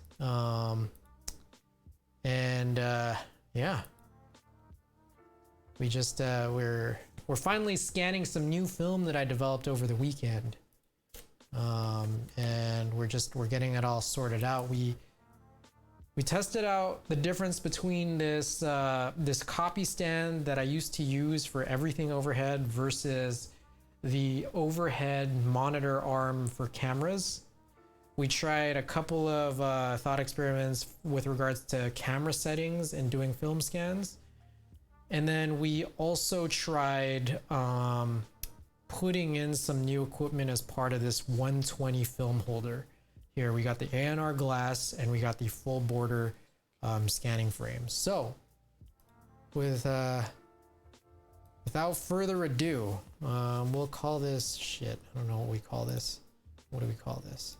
Go to my eLigma drive, take a look at what letters are currently in use, and there doesn't seem to be any letters in use. So let's call this A and start at number 1. Detect the camera. Wait for that siren to finish passing by outside here in San Francisco. Or we can just let it keep running as I just start trying to scan this film. All right, it is upside down and it is completely like just kind of out of it. So you can see here, I mean, let's reset this. There kind of shouldn't be anything on here. Here is the negative. Looks pretty good, except for the fact that like, there's a lot of border. So why not like, you know, make better use of the amount of space that this gives us.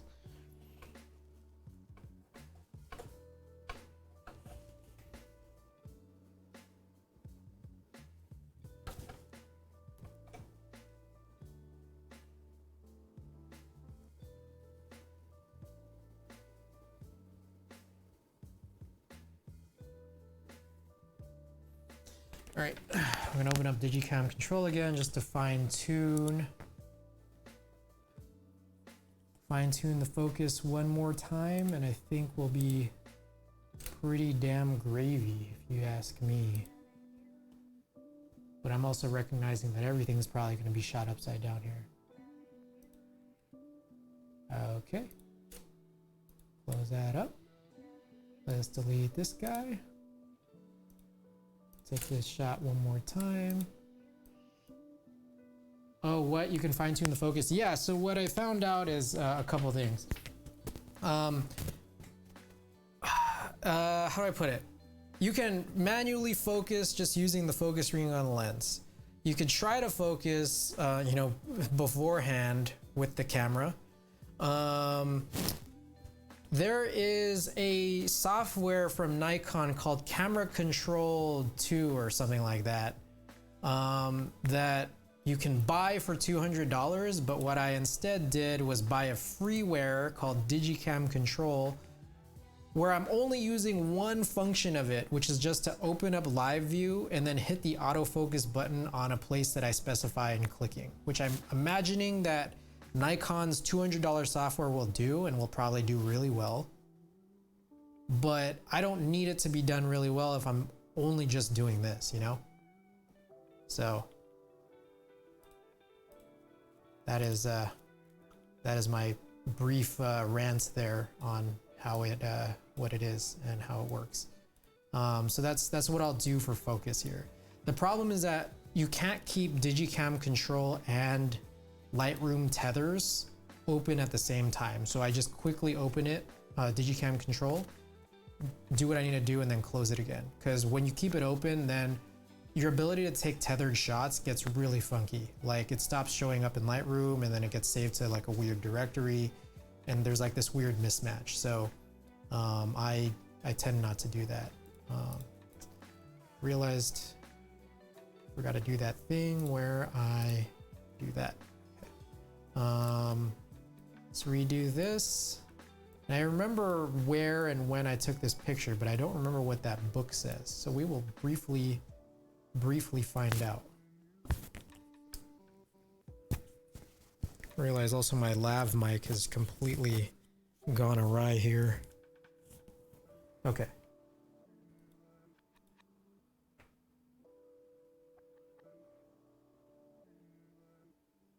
I need a new butt. It's pretty good. All right, so this is pretty damn overexposed. That might just be a factor of this shot. I mean, it was pretty dense when we saw it. I'm wondering if we can rename this, because I'm realizing that, can we? Damn. I'm gonna delete this. Actually, before I delete it, I'm gonna save this. Death X Shotguns. What's up? What's going on? Welcome to the stream.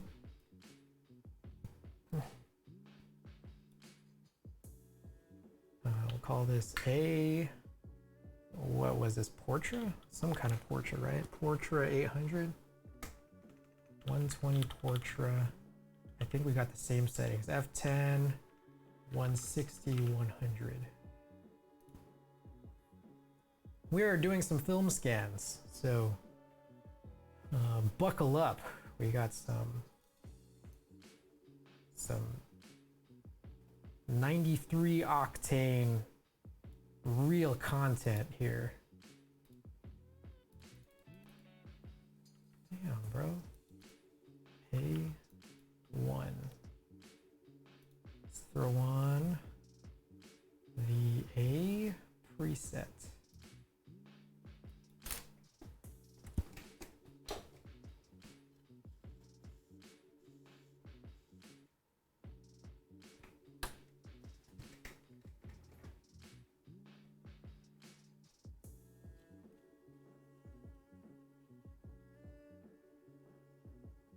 I'm realizing I kind of have to stand up for this almost.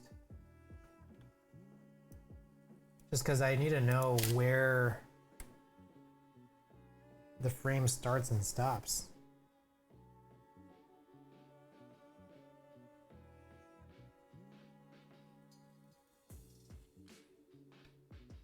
All right, so here's another one of those cases where the lighting here is changed by quite a lot.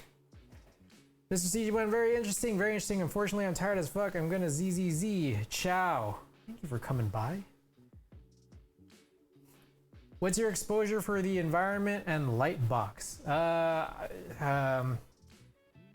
This right here is a, let's see if we can find it. It's the 95 CRI negative supply light. Yeah, it's this Light Source Pro. So let's see what the specs are.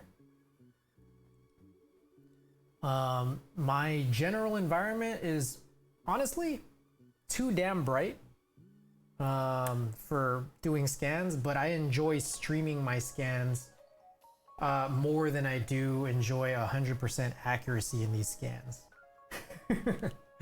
So let's see, we got this guy here. How bright does it get? I believe there was a spec in here somewhere.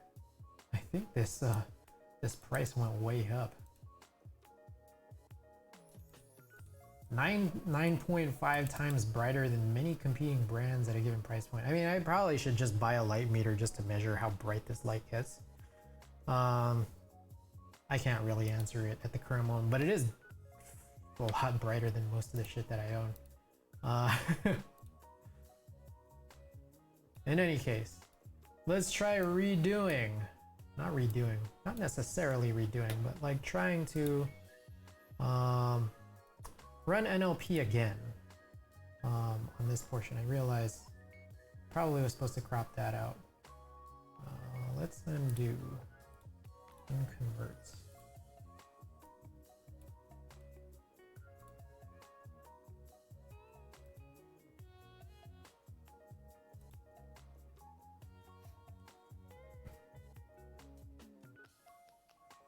Perfect. Let's mine the dust. It's really bad. But we'll keep it for now as we just sort of try to save this preset yet again. 120 Portrait 800, F10, 160, 10, no, 100, 2. And then let's set it to that one. Yo, this shit is sick! How is you, Poppy Lala, Bob? Welcome to the stream. I feel like we haven't... It's been way too long. It's like we don't talk anymore.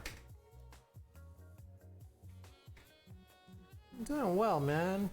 We developed some film over the weekend. This stream in particular, we've been running just some thought experiments on film scanning. Okay, I see it. ISO, oh yeah, 100, 160, F10. Yep. Ooh, yeah, that's the Annie's mini bunny fruit snacks. This is a strawberry mango cherry. The organic, this is the one that's gelatin free for all you, for all the vegans out there. vegetarians who don't eat gelatin, this is an excellent choice of gummy candy. Just typically very rare. When it comes to vegan gummy snacks, you're relegated to something like Annie's. You get some Sour Patch, some Swedish Fish. What else? What other gummy candies are out there that are vegan? It's mostly those. Starburst, as far as I recall, is not vegan because that does have gelatin in it. This was from New Year's, actually. I'm recognizing now this is from New Year's. Now, you know what's fucked up is that I'm looking at these negatives and I don't know where these start and stop because like some of these are just really, really dark. I'm gonna guess that it's like at the T.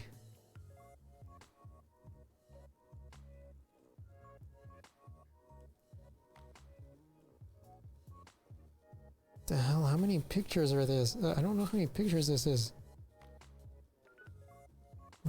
My goodness. I'm just gonna take this. I have no clue what I'm taking right now. This scan is ridiculous. Everything is just dark as shit.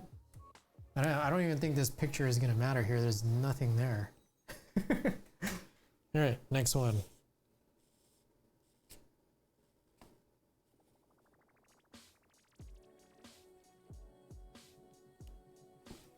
Alright.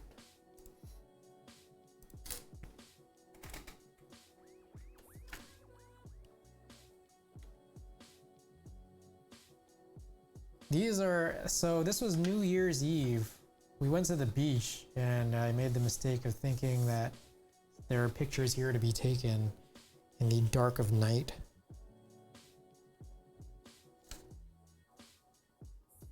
So this is the next day, the following day, actual New Year's Day.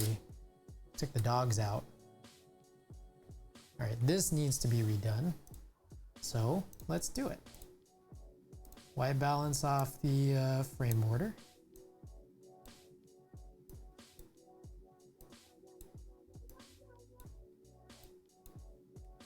And let's try to redo it here. Negative Lab Pro. Convert these negatives. I've also realized that I did not pull down the door, but I mean, I guess that's kind of okay.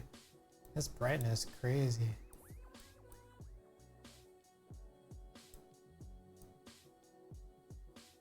Hey, there we go. I think that's what we want.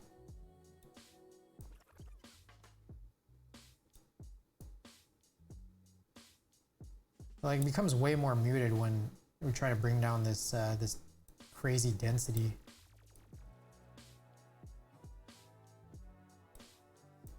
I don't know if there's any other remediation for that.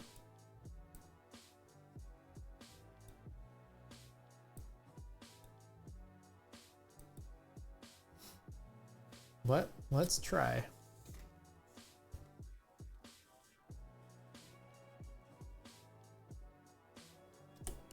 Ah! Freaking myself out, my goodness. Knocking the shit out of my setup. I gotta make sure all this vibration stops. I don't know if I even want to save this setting here because I'm not sure if this is a good one here. Let's try and reset this one, yeah?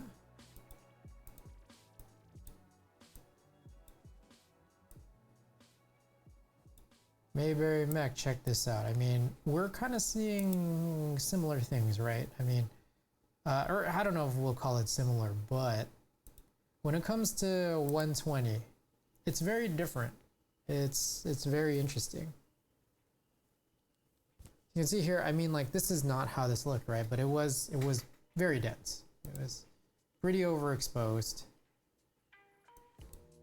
It is different, yeah. So here I am, like, just trying to figure out how to run through all of these sliders, just trying to see if there's any sort of remediation, especially with some of these denser ones. I get a little bit more confused on how to treat these with NLP, personally, like very, very dense ones. So then, like, I'm just like, shit, I'm just clicking around and it's like less obvious.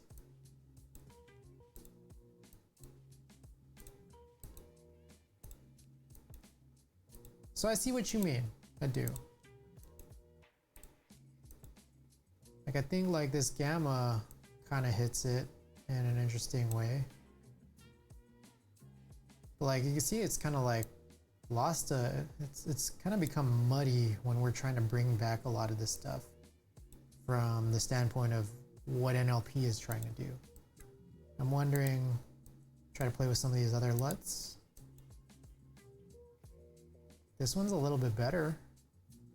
Like this sort of setup that we've gotten here. Not too bad for how dense this is.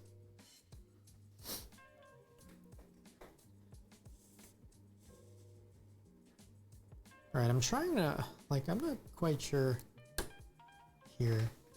There's like a really foolproof way to know exactly what's in frame here, because basically I used to use something that looked like this to just kind of align the frame, but now I just don't really have that. I'm wondering now, like, is there a way or a place I can drop this just as a reference? It's like, I'm not even sure if I can. Where is my reference point?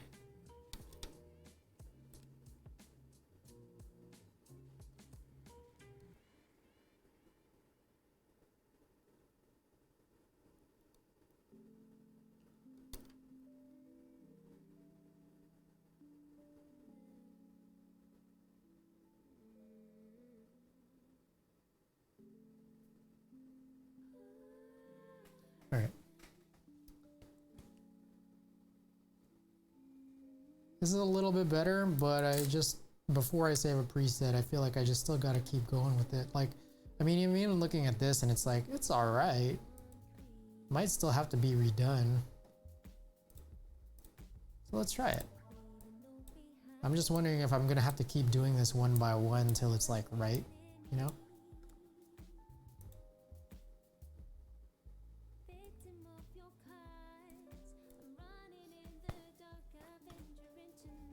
See what we got. That is another interesting rendition of this.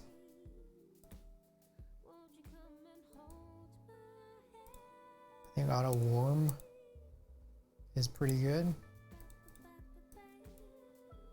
Like, yeah, like Kodak doesn't look even quite right here because it's just like everything kind of has turned green. I realize I'm not even showing it, am I? This guy right here.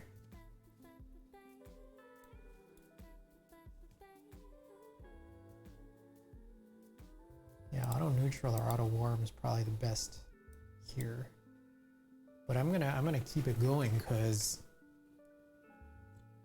fortunately I don't think that there's a certain spot here yet. Or we can go and say, hey, this is what it should look like. Oh, this right here.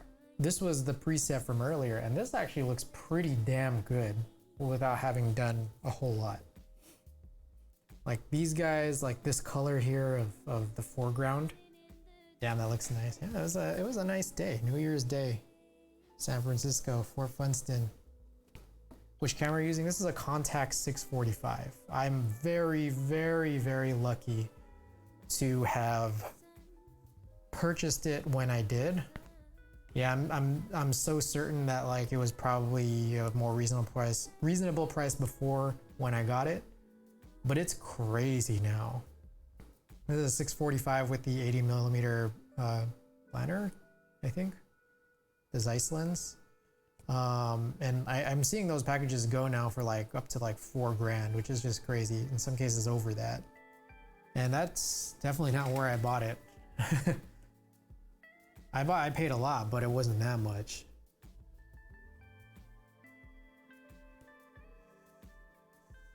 And this is crazy too, like just thinking about this, right? This is an 80mm lens in medium format, and I'm getting like this kind of definition for something that I think is typically a portrait lens, right?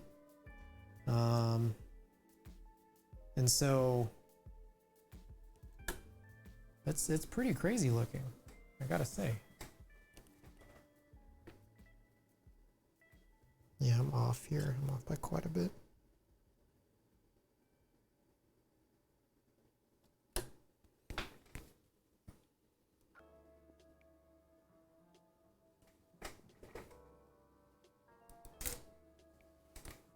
$80mm is more of a wide lens. No, it's a bit different from medium. Yeah, it definitely is. It's wide-ish, but I mean, your intent is still like, you know, what kind of distortion 80mm gives you is still, you know, kind of intended for portraits in the same way that like you give an 80mm lens in 120 versus an 80 or 85mm in 35mm like photo film, right? Or 135.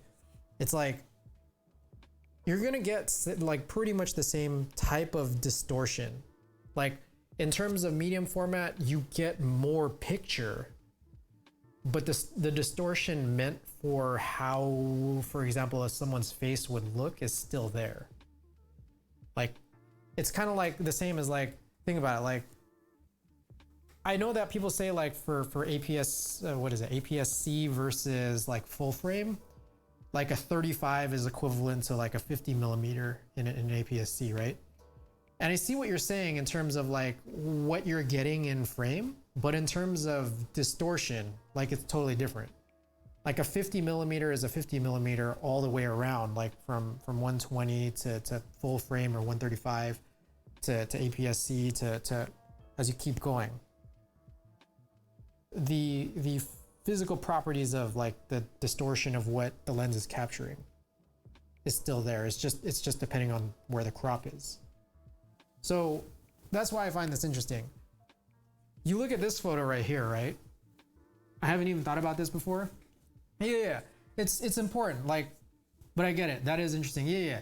So like you can see all of those things of like those animated GIFs of like people taking portraits with like a 14mm lens, 20, 24, 35, 50, 80, or like, you know, 75 or 80, all the way up to 105, and then, you know, 120, 200mm lenses, right?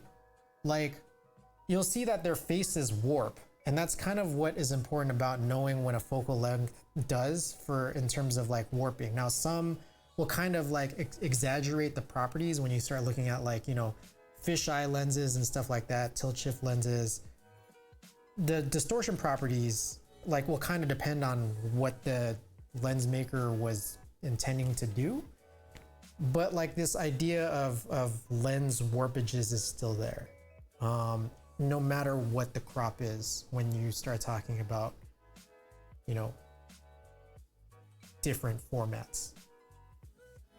I just bought an Instax back for my RZ67, and it's pretty cool, huh? Yeah, I know that like Teja was talking about that in his streams, how he's gotten like these Polaroid backs. They're sick as fuck, but it's a really fucked up state right now where it's just like, bro, these like, especially the Polaroid back is too expensive. So I haven't seen an Instax back, at least for, yeah, FP100 is ridiculous. It's crazy because like those Polaroid packs, the FP100s, as far as I understand, were never that expensive. But I mean, it's just, you know, the results of things going out of print, right? I'm gonna send you a DM of a guy I got it from. It's pretty damn cool. Right on. I appreciate that. But yeah, like it's just like Polaroids, like single Polaroids costing $10 because you're getting like 10 packs for 100. It's crazy. Yeah. And it used to not be like that. And it's like the Polaroid backs are probably selling for so cheap because people are so unwilling to buy the expensive film, right? It's wild. It used to be a way to like, yeah, basically meter, like, because, you know, with film, like you're just kind of, at the end of the day, you're kind of guessing meter all the time, right? You'll have a good sense, but at the end of the day, until you see it, you don't know. And with those Polaroids, it's like, it's sick as fuck, but it's just is a challenge now. Just rarity, right? Like it's like with Fuji kind of shutting a lot of its analog stuff down. It's like it's very sad, but I mean it's kind of just the way things are. I sent it. It's pretty dope since Instax Film's affordable. Yeah, I'll check it out. I didn't know that they were doing Instax stuff for medium format, so I'm curious how adaptable these backs are. You know, for you know, different bodies. I'd be very, very curious to see.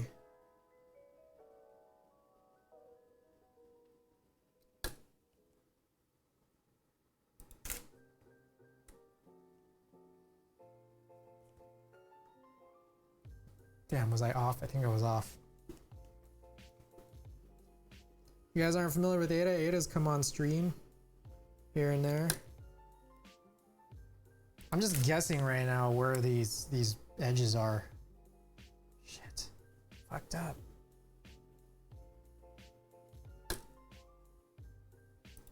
He 3D printed parts and chopped the Instax square. Oh, that's cool. Right on. Damn, bro.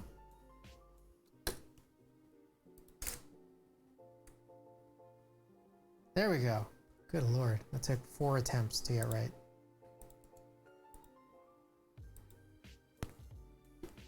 I'm curious if I should try getting a 645 back from my RZ.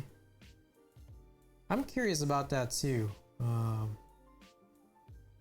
Just like the different types of medium formats have always just been like pretty interesting to me.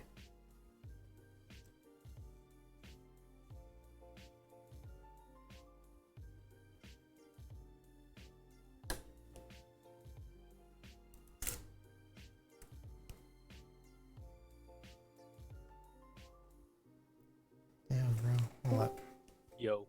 Who is that? That's Alex. What's going on? Yeah. I thought I was going crazy because I heard like some music playing and I realized it's your royalty-free music. Yeah. Well, was that Big Sur? No, this is it's not Big Sur. This is I'm gonna take it again. Half Moon Bay? No, it's actually San Francisco. It's Yeah. like it's in San Francisco. Like it's a small beach. San Francisco. It's a small beach called Fort Funston. Oh. It's very dog friendly compared to the other big beach in San Francisco called Ocean Beach, which is the most generic name for a beach you could possibly have. It's like it's friendly for your dogs. Yeah.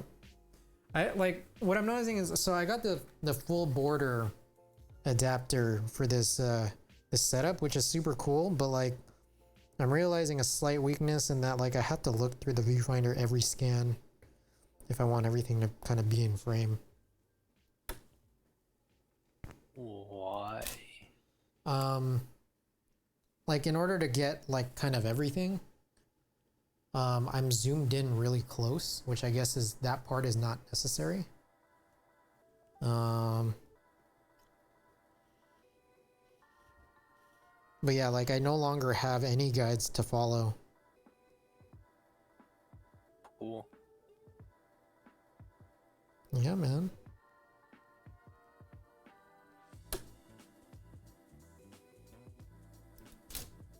Mayberry Mech, what kind of cameras are you shooting? Look at this swing, this tree swing. Ooh.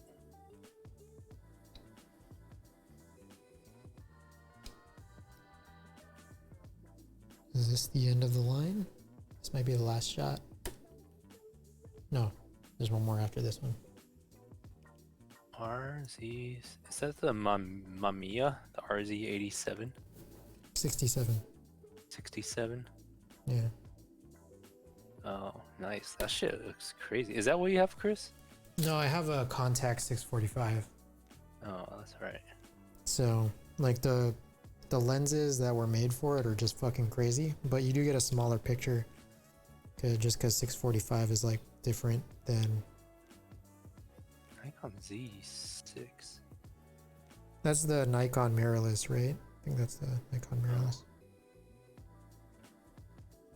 Yeah. Nice. Damn, that's fucked, dude. It's like, how do you even lay this? I can't even lay this flat. I just hold it with my fingers. Tape. Like it's not even attached to anything. Can you put like a flat glass over it? Yeah, if I had one. Let me just figure out. I gotta hold it down with something. Take a piece out of your window or something.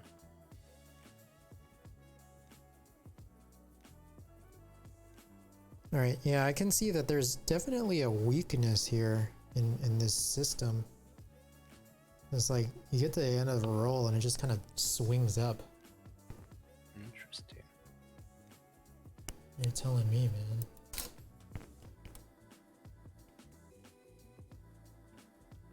All right, that's the end of that roll.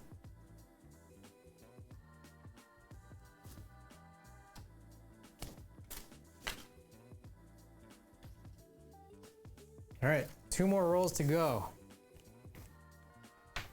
Be back in a second. Alex, whatever you say, I can't hear you. But I do have 2 more rolls. What is up, everybody? This is CG Buen here to Oh, stream my living room situation. As you can see, I'm a ghost sitting on this chair right now. All right, I'm back. What did you say? Huh? Huh? What? What did you say? I didn't say anything. You talking shit, dude? Dude, I was talking nothing. Talking shit?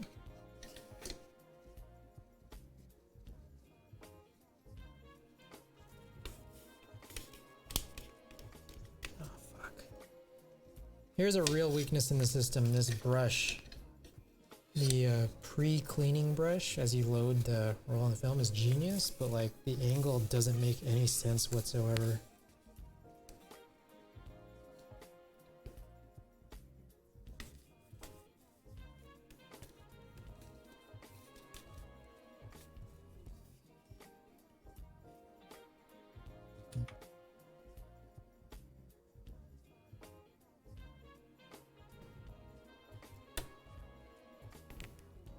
All right, new roll. We'll call it B. You like that name? Good name.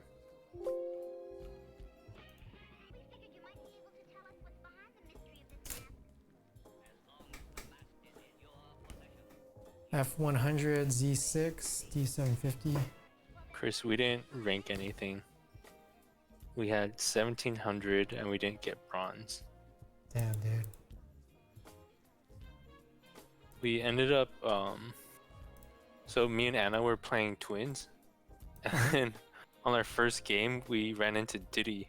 Like, he was on our team. He was playing twins with someone else, so then his 4th guy is who we added into your Discord. Ah, brilliant. We just ran it to like 20, like 70-ish, 2080 in tower control. 20, wait, what'd you get? 2080? Damn, that's real good.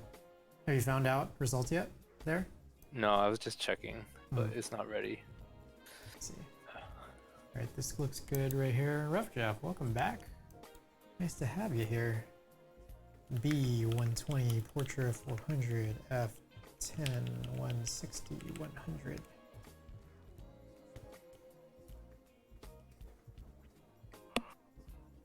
Oh, you got a lot of viewers. Yeah, I got a big old raid from Basic Builds, my good friend Ben from the keyboard community. Nice.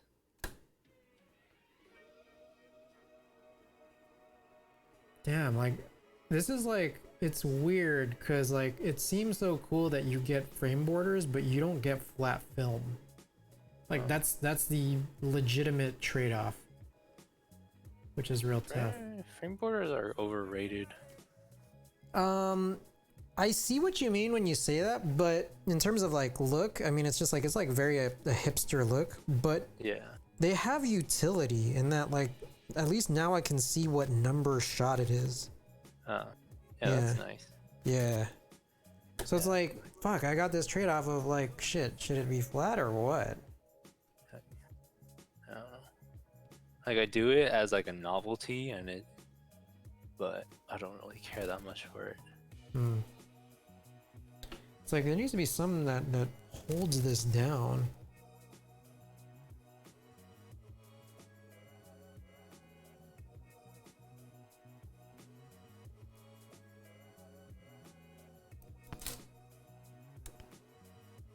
Oh, I gotta do laundry. Alright, good luck, dude.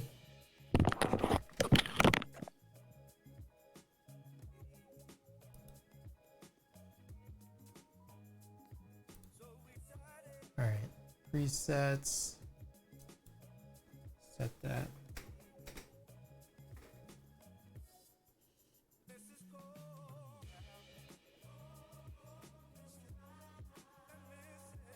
Alright, this one has the background focused. I realized, what the hell is that? Crid has a lot of friends. Alright, next one over. Cherry gets focused.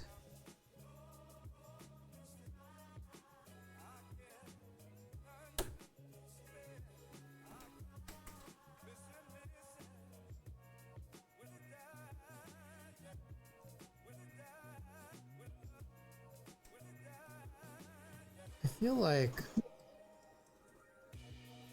something can be done here. There's like, I feel like there's a shim that can be done.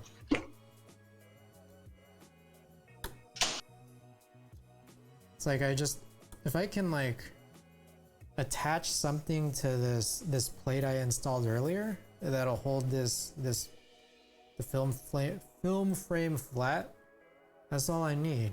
But until then, it's like we got some issues. You just need a sheet of glass. It's complicated because I think you have to see what I'm looking at to believe it. Yeah, you could put down a sheet of glass, but it's like there's really narrow spaces in this device, which is both good and I mean it's bad for this case. Maybe the people that made the guide can make a precise cut of glass. Let me try something. I'm gonna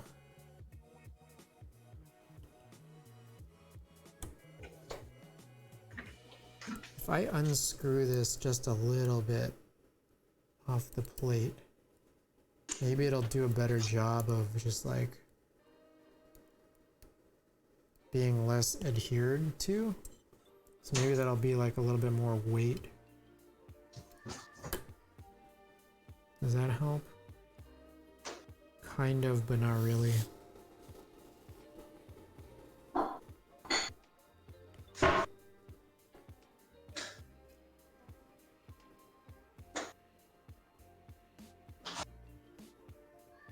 It's like at the end of the day, it's like I kind of want more of this to be sort of blocked off.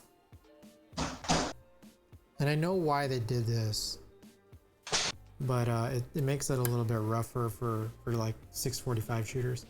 How long have you been into photography and film? I've been shooting maybe since 2016. And then I got into film photography specifically like just a few months later, maybe about half a year later. So about 2017.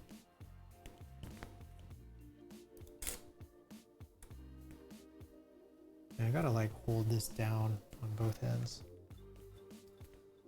Let's redo this. He's been shooting since film came out.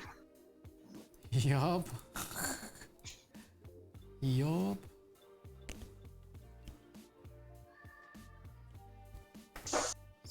Alright.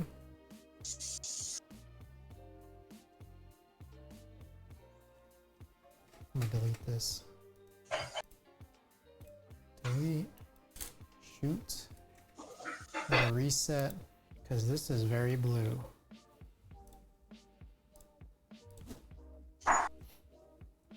Death, how long have you been into film? If you have been. I assume you are, based off asking this line of questioning.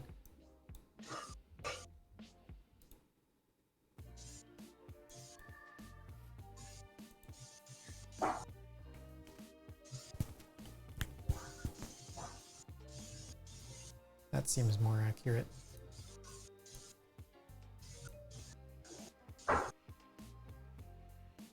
Let's bring up the darks just a tiny bit. That. I think pretty much just darks. Let's try warm.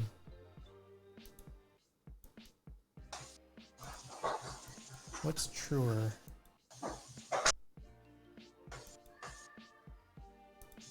I feel like warm might be a little more accurate.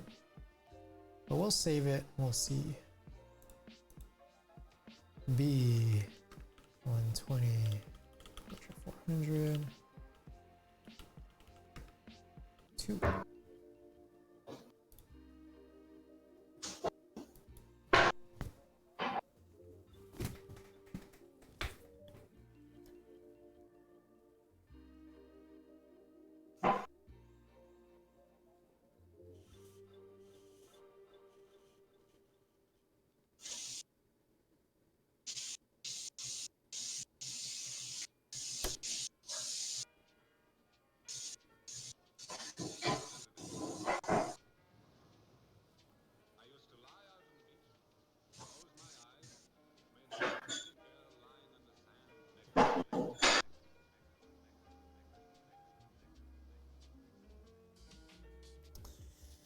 I mean, holding down that edge is not the hugest deal. Alex is clinking something. I don't know what the fuck he's doing. Alex is crazy.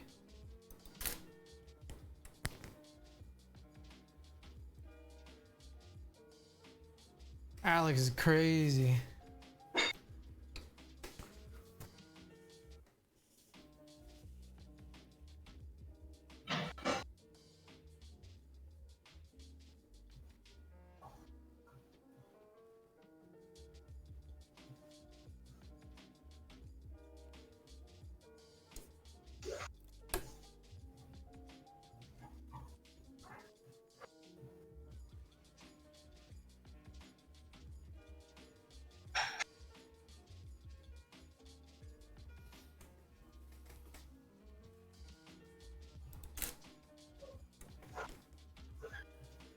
Ooh, I got a full-on frame of nothing.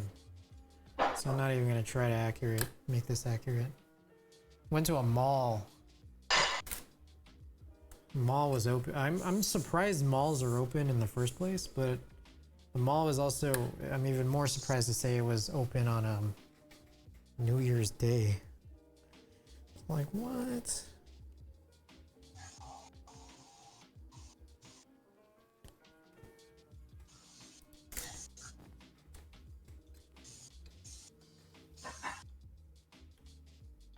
That's dark. A little better here, but that can probably be redone.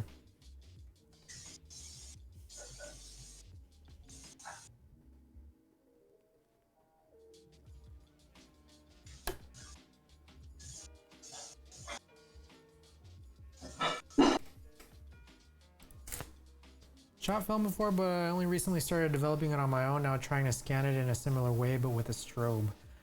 There is a, oh man, I want to find that. There was a really good video about that. Shit. I am going to look at it, not on my stream here, but let me find this video. There's this guy who uses negative supply with a strobe. Maybe you may have seen it. It's a pretty crazy video.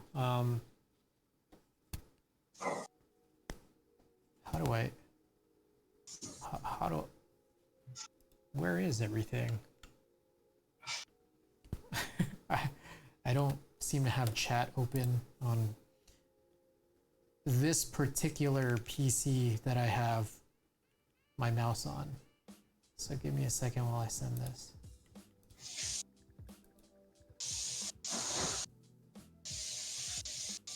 So feel free to check that out if anybody's interested. Japan holds concerts still apparently. The crowd's just not allowed to. I heard about that.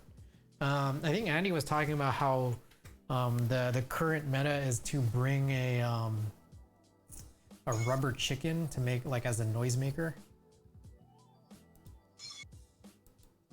Okay, this picture is actually super hilarious because Tebow never gets the ball. In fact, he doesn't even know where the ball is most of the time. Or just as we probably watched the same video. Which you guys like better? This one's definitely super warm. This one's like cooler and a little bit more accurate, I think. Let's try for that one.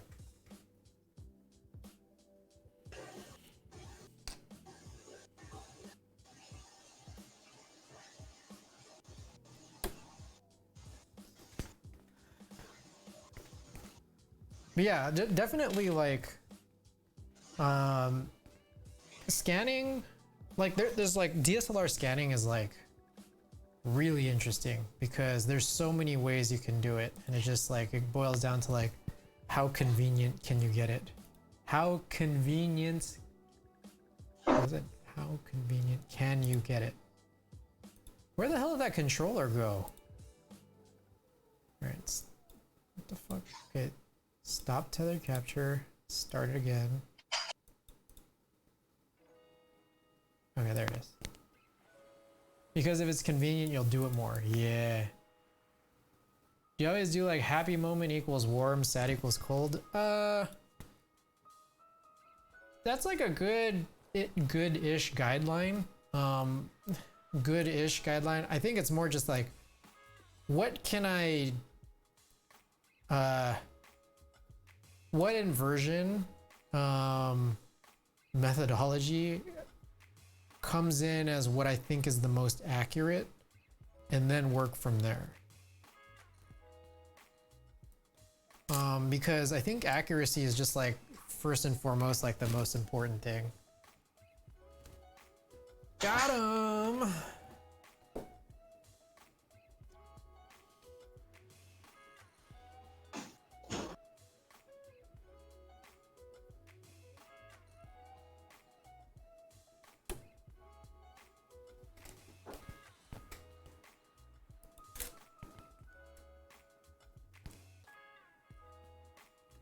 Another one, same kind of shot, but let's that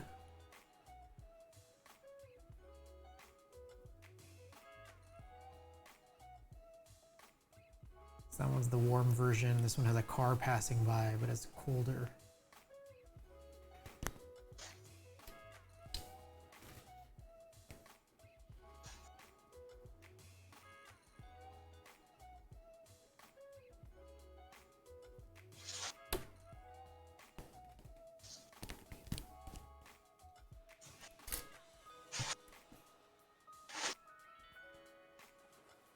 No, that was inside the parking garage. There's a Pepsi reflection.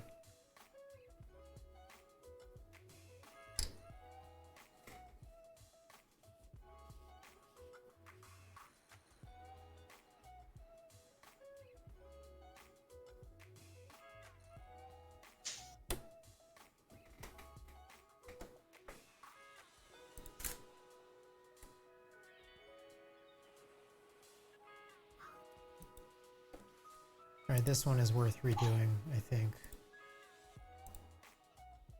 Just gonna go with this one because this one's so dark and I think different than all the other ones that might as well just have our chance and take a look at what it's supposed to look like absent of these other presets that won't work for this type of shot on this roll.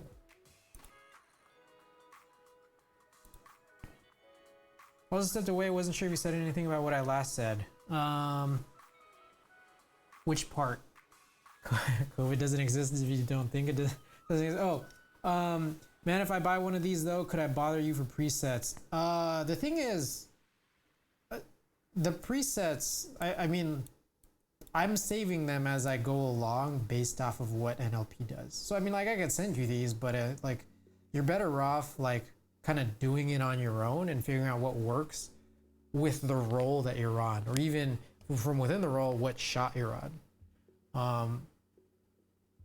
But I could send you my stuff. I have no problem with that. if you really want Just like one role of like one preset I have for Superior doesn't work for another role of Superior. Like it's just the nature of it, I guess. First things first, I gotta drop the guap. Yeah. Yeah.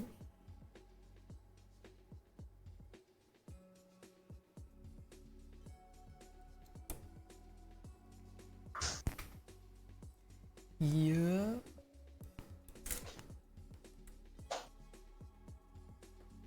Ah, this was the other preset, but exposed more accurately, I guess. Yeah, that one looks a little better. Some of these cooler ones make more sense.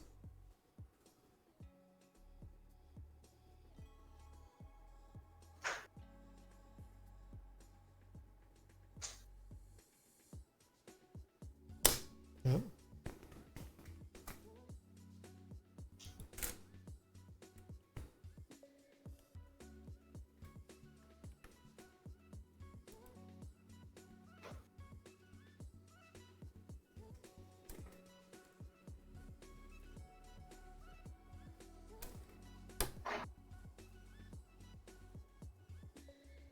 Okay, this one's completely out of focus. Also at the end of the roll where nothing is holding it down.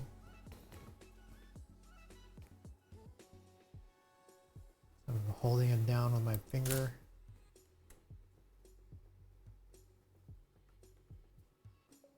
That is Ada, completely out of focus. All right. 2 out of 3 done. Last roll. Let's go. Be back in a second. While I'm getting it, sad-ish story that I can kind of explain. Hopefully you guys can still hear me through the lav mic. Wherever it's falling on my shirt, there it is.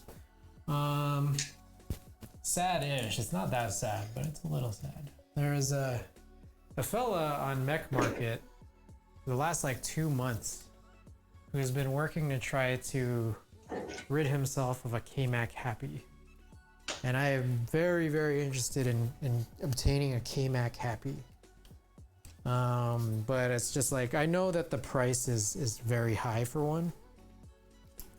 So I've been kind of just like waiting to see like, okay, what's gonna happen? What is he looking for in terms of trades? And all that. I think it was, might have been Friday night. He listed it for finally for sale instead of for trade.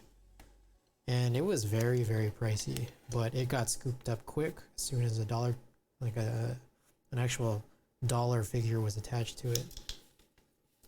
And it's like, damn, there are no KMAC Happies like really left on the market. It's kind of a bummer.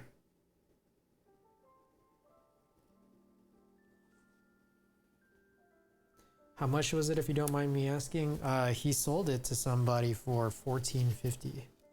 But it was as far as I understand, it was a full build, but it didn't look like a build that was particularly attractive to me. But it was also in a color that wasn't necessarily my preferred color. Well, that doesn't sound too crazy compared to some of these other prices. Yeah, I recognize, like, I mean, these Alice's going for like 6K or whatever. I mean, that's just like kind of beyond sensible. But for me, honestly, it's like KMAC is like kind of the furthest level of crazy I would go, I think, personally, for me. But yeah, real sad. Real sad that one, that it was very high of a price, and two, it was still scooped up. So it's just like, shit, is that what I'm competing for? Especially like once I start looking for the colorway I'm looking for. Like, I haven't put it up like a looking for or whatever yet. Hey, this is Pro 400H. This, I usually, like, so far, I've been developing this and like struggling. I've been really struggling with it. But this one looks closer to the 35 Pro 400Hs. So we can kind of see, like, I'm hoping that this will actually come in nicer. Give me a second here.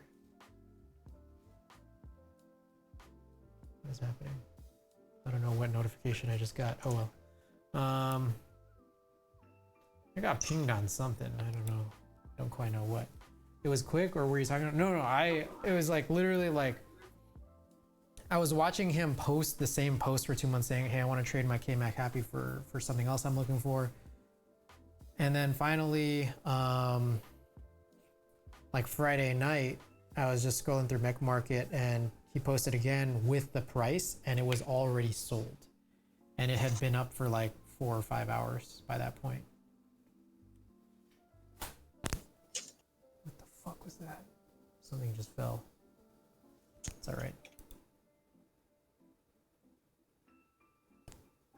Yeah, so I never spoke to him once about it, even though I've been interested for the last 2 months. It's like, I don't want to look like a guy who's like kicking the tires. Like, I feel like, I remember when I used to sell shit, like I was like kind of annoying when people did that.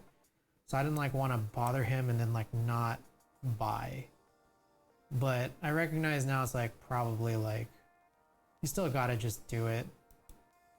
That looks really good, the colors here. I think maybe sometimes the film stocks I'm getting are just like a little less, a little more expired than others, but this one actually looks real good here.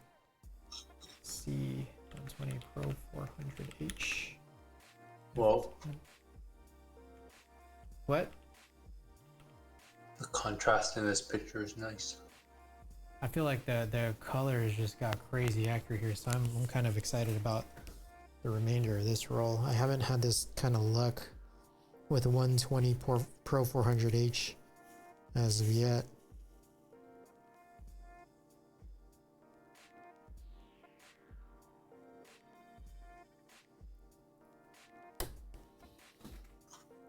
Let's change the preset here.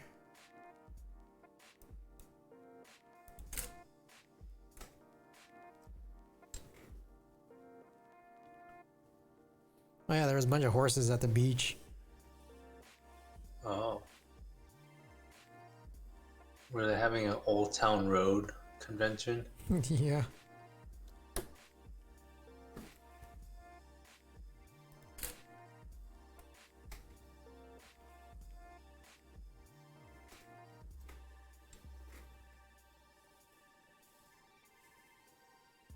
Old Town Road is such an underrated song. I don't think it's been played enough.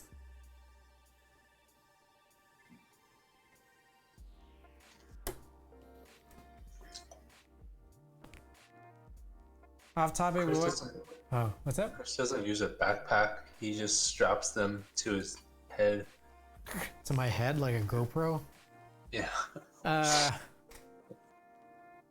topic, what camera backpack do you use? I think it's time for me to change bags. Funny stories. Ada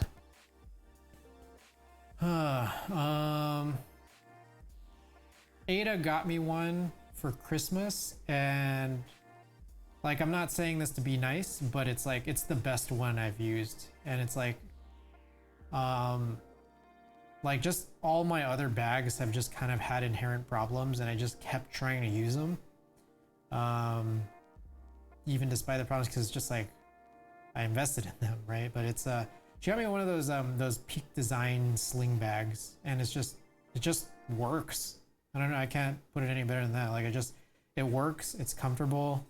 Yeah, it's just as good. I had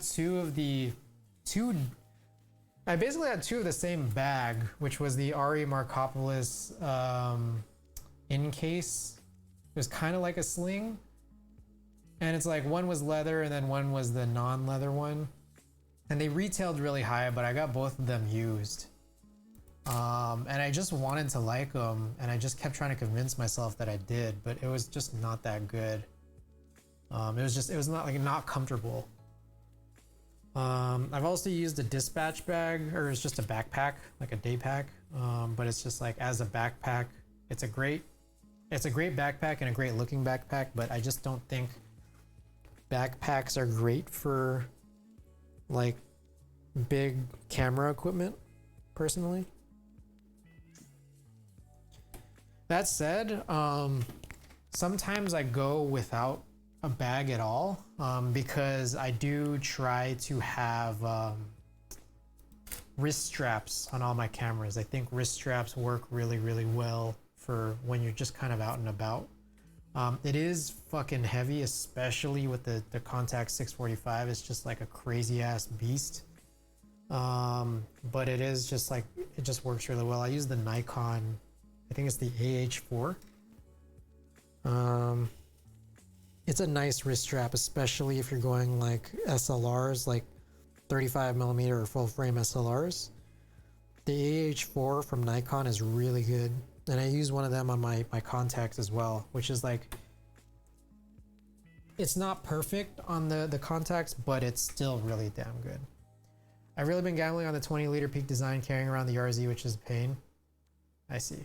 Wait, gambling as in you do have it, or you're banking on getting it?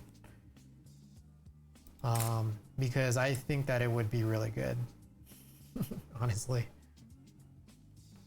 Thinking about getting it, yeah, I would go for it. Like the I've just always heard good things about Peak Design, but like it's like I always like recognize it's like, okay, this sounds like a really damn good one, and it seems like it just seems pretty good. But there are more expensive bags out there, so it's like I want to go try those, and then like I try them, and it's just like I was never more than moderately happy. But once I got the Peak Design, I'm like, damn, this is like, this just works. And I like that. And I've been using it since Christmas, basically.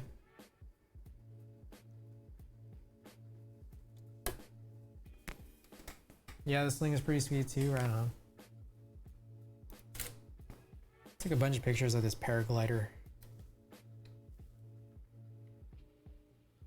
I was trying to shoot the sky, but it might not have come out the way I necessarily would have wanted it to here.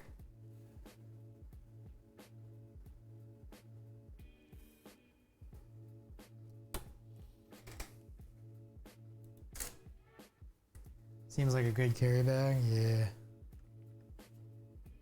Ah, made it to the water tower this day.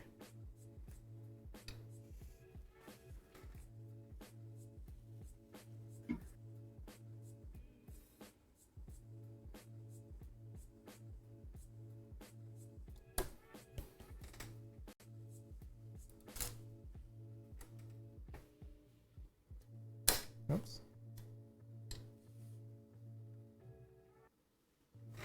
Hey, it's me.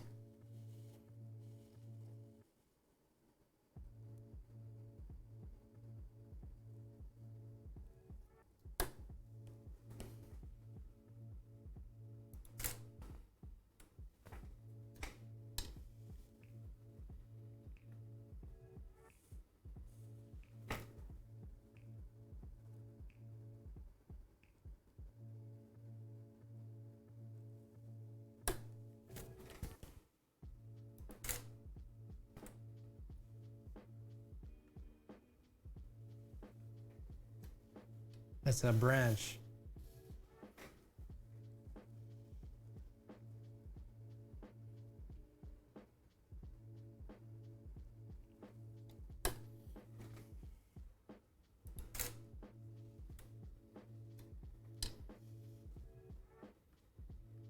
Ooh, I like that picture.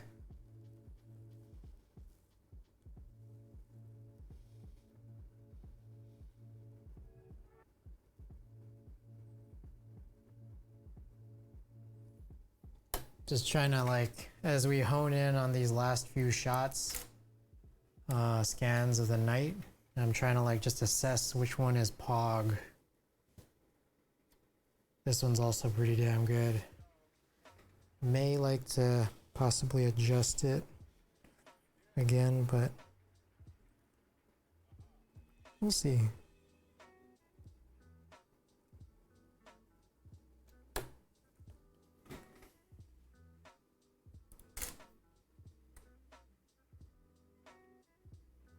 Ooh, the city from the water tower. Ooh, Could this be Pog?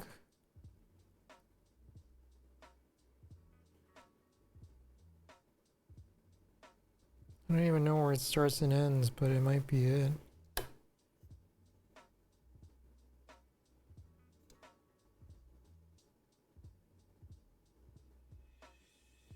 Hang on a second.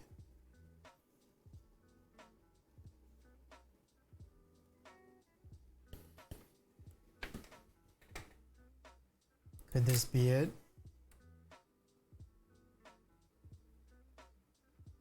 I feel like I was out of position there. Hold on, there's another one. Another one oncoming.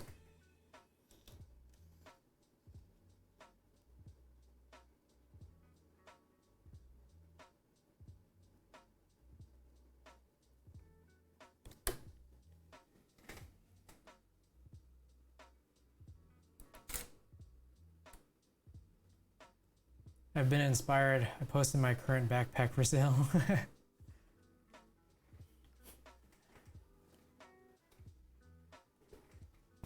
All right, there you have it.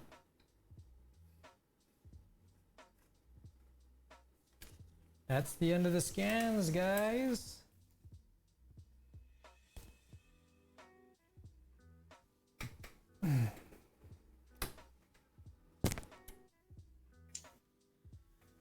All right.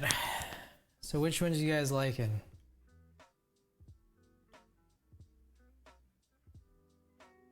Kind of like this. I kind of wish it was more centered. This one's a little more centered. Like they are centered in the photo shot, but like not in, you like the vertical? Okay. We'll kind of flag that one. I do like these two a lot. In fact, I kind of want to redo these for color, just because I know that these are pretty highly exposed being out in the sun. Let's try this out. These kind of got distorted a little. Did I white balance this? Yeah, I did.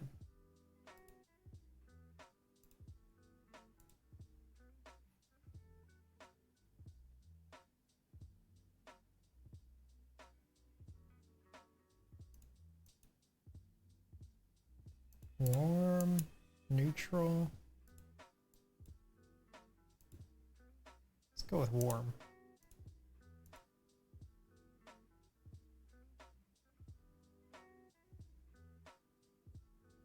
That one's pretty good. I like the jacket, how the jacket got in there, but I think this one is a little bit better in terms of sort of where the action exists.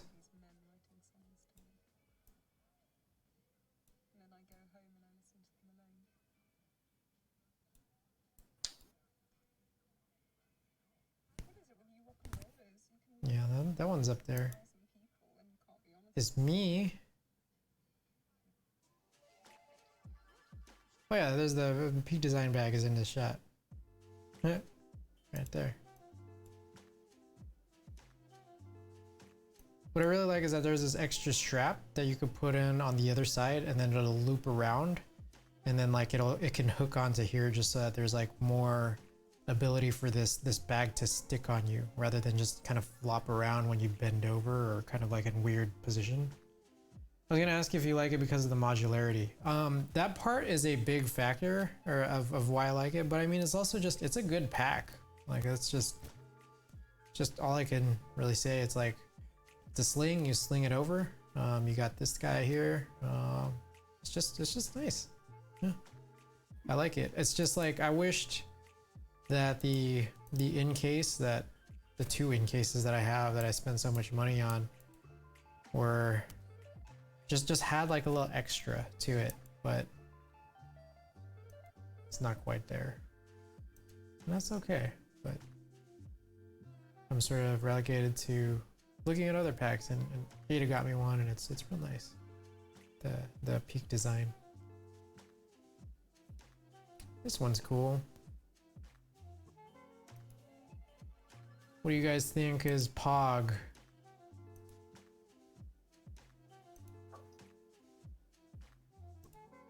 Man, how did the heat go from championship team last year to the worst team in the NBA this year. Crazy, huh? I mean, it's busy. Maybe Rex says, man, that looks like a cowboy western, the one with all the horses. Where did that go? Kind of, yeah. Except for the fact that there's these like girls doing yoga right here. Just right in the middle of the shot. Now this right here looks a little bit more like it, where they're going up the hill. No, the yoga ones. You like the yoga ones? That reminds me of a western. Reminds me of Django Unchained. Beach yoga. I think they're just laying in the sand. Oh no, I remember those. We were watching them kind of do yoga for a bit and just being like, why? This is so weird near the horses. I'm gonna try a different setting on this. Blue. The blue looks real funny here. Yeah, I like that one. It's very peculiar. Like you don't see that every day. Yeah, I wish I was a little closer to like kind of just get the juxtaposition of yoga girls, like bikini yoga girls with the people riding horses on the beach. Oh, this picture would be nice if. Oh, there we go. Are you? They were looking at the dog in focus. That one picture was blurry. Yeah. This one looks cool. I like this one a lot because he looks so ready, but he has never once caught this ball or even found the ball whenever you throw it. Cute. Got him! Got him! Very cool. So good, you had to take it twice. Yep.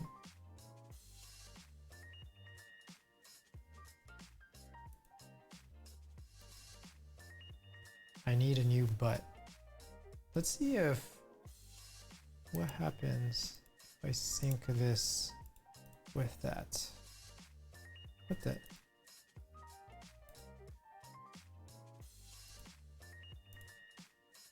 Oh, that is totally fucked.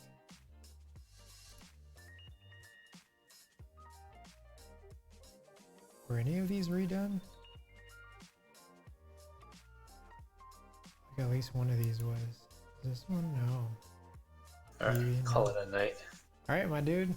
See you later. Night. This one's pretty damn nice.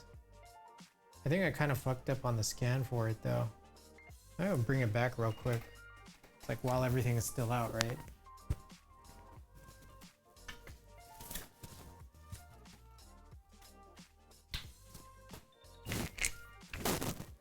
Oops, sorry about that. I'm gonna try to get one of those head-worn mics. I want a countryman. I want to look like a pastor. Ada's been giving me shit because I'm just like, yeah, I want to spend like hundreds of dollars on another microphone.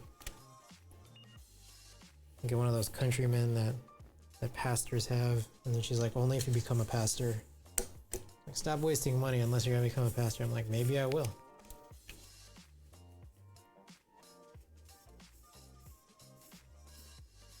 That is now my excuse. I have this flipped shit.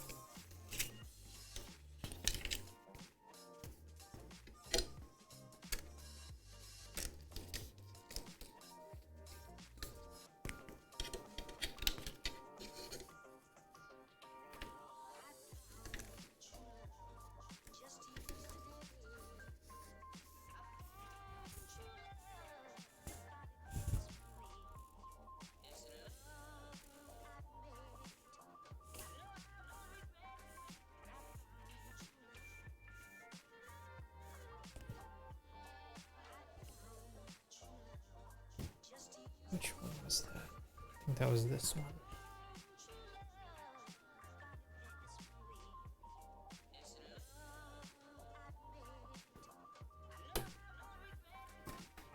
Alright, let's shoot this one again. Go to settings, A.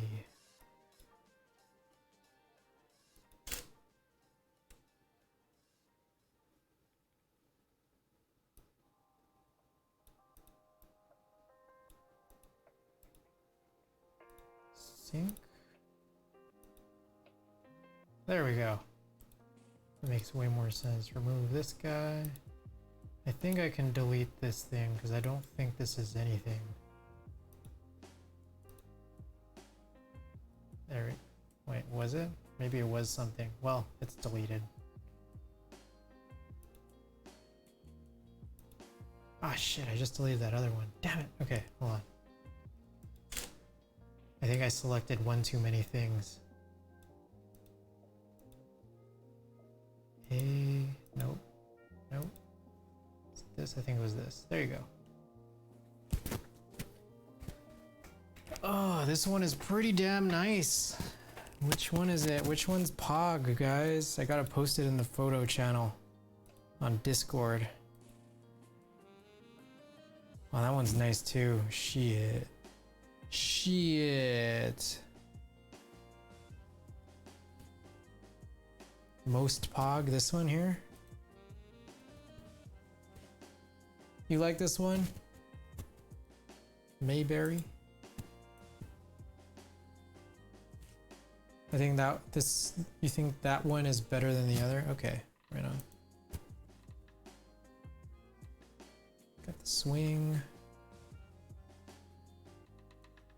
Yeah, this one is up there, A and B. This one is up there for the night.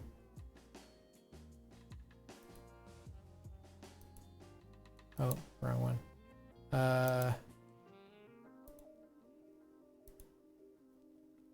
Does this one have any contenders? This one's funny, but I don't know if it's Pog. Like her motion, I think I just captured it at the wrong moment, but he looks real good. The vertical cave one? Vertical cave. Oh, this guy, this is like a, yeah. And the diagonal coast.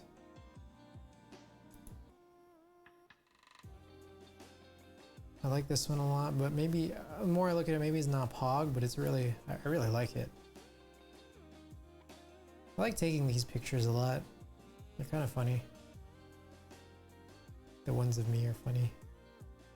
Paraglider. I like this paraglider. I think I do like this paraglider one. Don't think it's Pog though. These are pretty funny. I wonder if it's like, if you frame it down to like a 35mm shot, does it start making more or less sense?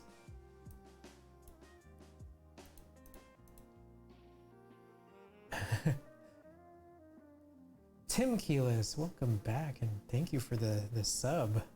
Much appreciated. The beach one is so good. I think it's like with the zoom and with the context of like, yeah, this is like a really funny thing that's kind of, people are at war with each other. But like just from a distance, like if like, I don't think this is like postable on Instagram because people are not going to see this, right? At like, you know, like a little phone size, you can't really see anything. I feel you that is far, but it's like, it's got some goodness into it the closer you look, for sure. Tim, hope you're doing well. Thank you, and thank you for dropping by. We just wrapped up our scans for the night, but we're trying to choose which one's Pog. So Mayberry says this one's up there. Two people through this little cove of trees. I'm a bit tipsy right now, right on. Vertical one. Let me crop this, the whites out of it. End up drinking near the end of my stream, right on. I was trying to sneak this picture of them, and like I took the shot and it just like, it just went really loud, and like the shutter went off really loud, and then the film started reeling back in. I just like ran. Taking shots of people on their date.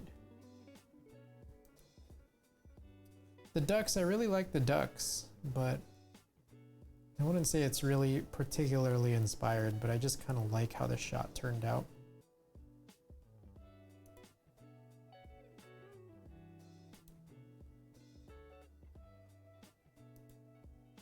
Here's this swing, which is a little harder to see, but it is there.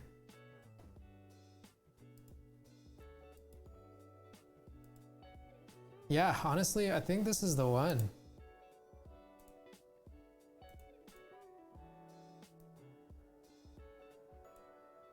What's it look like with no borders?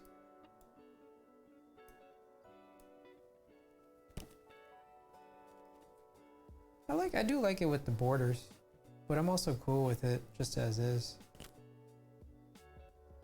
Yo, where was this taken? Wow, that looks sick. This was Fort Funston, a small beach in San Francisco. The other one is nice too, though. Let's take a look. This guy here. It's like there's a little less going on because like a lot of what was on that path was kind of blocked over by this mound that I was standing on. But this one also does look good.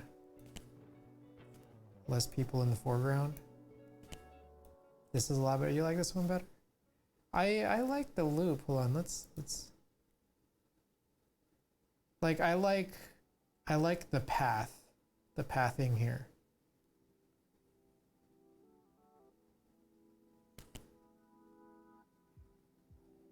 The ocean looks nicer here. It looks like a lot of layers.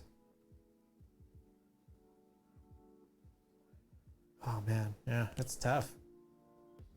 Anyway, I don't know which one's the first. Okay, there's the one with a lot of people and the one with just the two people in the foreground. Whoops, wrong one. Okay, a lot of people, two people. Can you do a side by side? How do we do side by side here?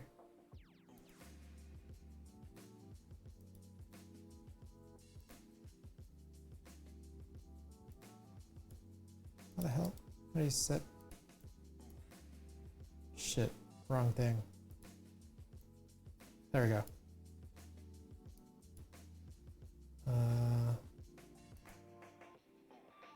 How do we? There you go.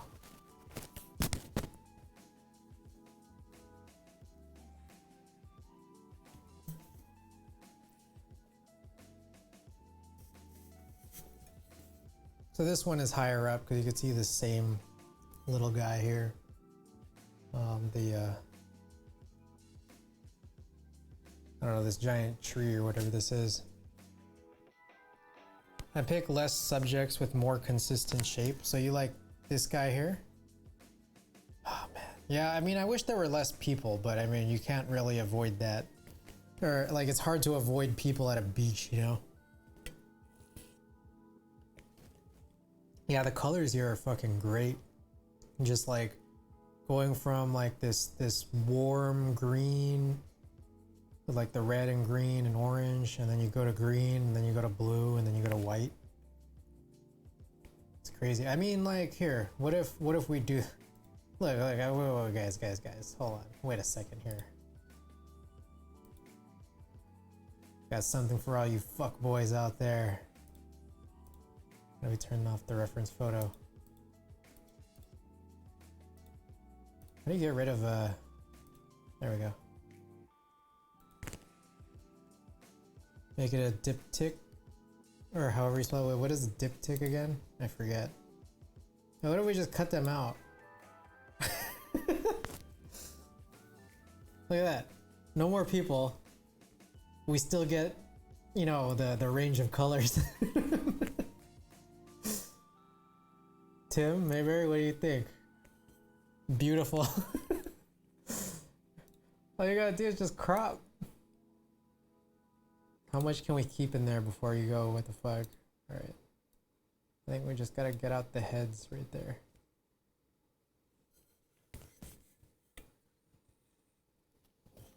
So this to you guys is Pog.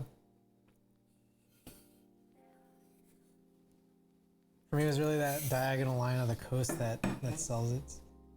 Super Pog. that was a different one from earlier.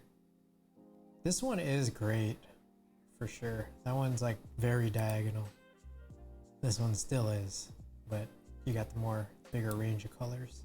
Well, we could do the side by side here now. I wonder what this one would look like cropped.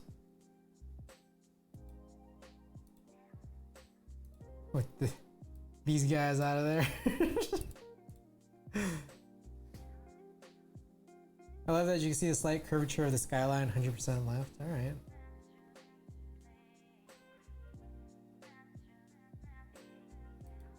All right. Well, there you have it. What if I kept the frame borders in? Super Instagram.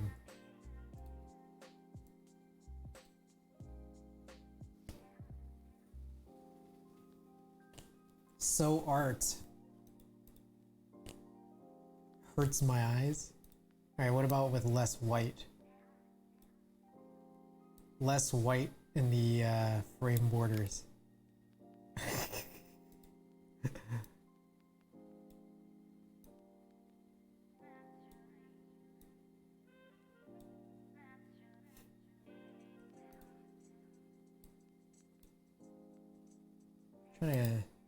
Trying to retain a little bit of more of the red, or as much as possible. I'm just trying to cut it as close to those people's heads. Think I'm good without the borders this one? Alright. We'll go with this. We'll go with this.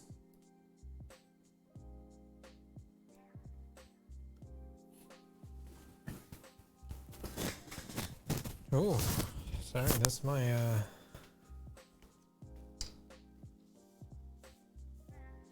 Photoshop the people out, easy peasy. Alrighty. We'll post this on the Discord. And now that I got all this film out the way, I'll readjust this microphone that's kind of just been waddling around my t-shirt. I'm gonna get that countryman. I'm gonna become a pastor. Alrighty. Who we got? Who's online? Twitch.tv.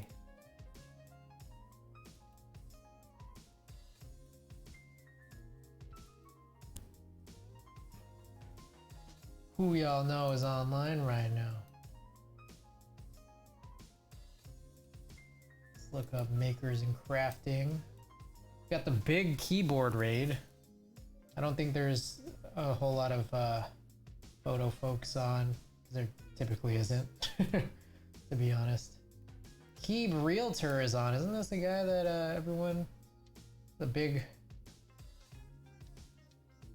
collection fella?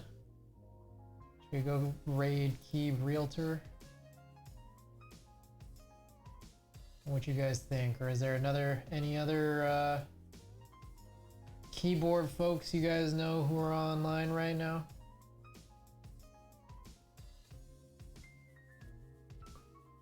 I think we might do that.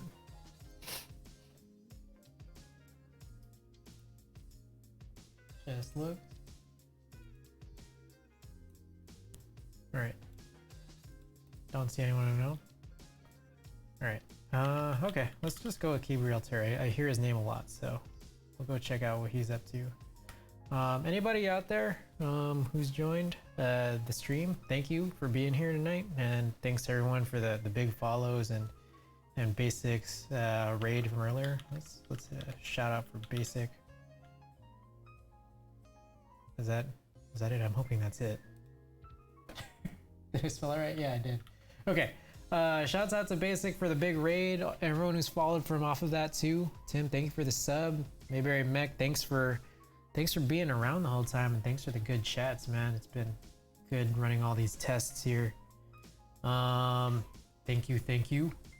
So anybody who's not already on the Discord, feel free to join if you guys want some updates or some cool discussions, exclusive content, exclusive photo content, keyboards, looks into my gear setups, Splatoon talks, all of that. You get all of that if you join the Discord, so feel free, drop in there if you guys so please. Also, just as a heads up, as I always say, all bits and subs go to the San Francisco Marin Food Bank. I send it off at the end of every month, which I realize I gotta do for the month of January. We got some good donations for January. But if you do want to donate directly to them without Twitch taking the cut, feel free to jump into that link. It's my donation page directly to them. So feel free, y'all, to go and jump in and do that. Yeah, I think otherwise we're good. Everybody, thank you for being here. Good night from San Francisco. See you guys again soon. Tomorrow we're doing some Splatoon. Thursday we're doing some keyboard stuff. But till next time, good night from San Francisco. We're gonna be rating Keep Realtor. Night, guys.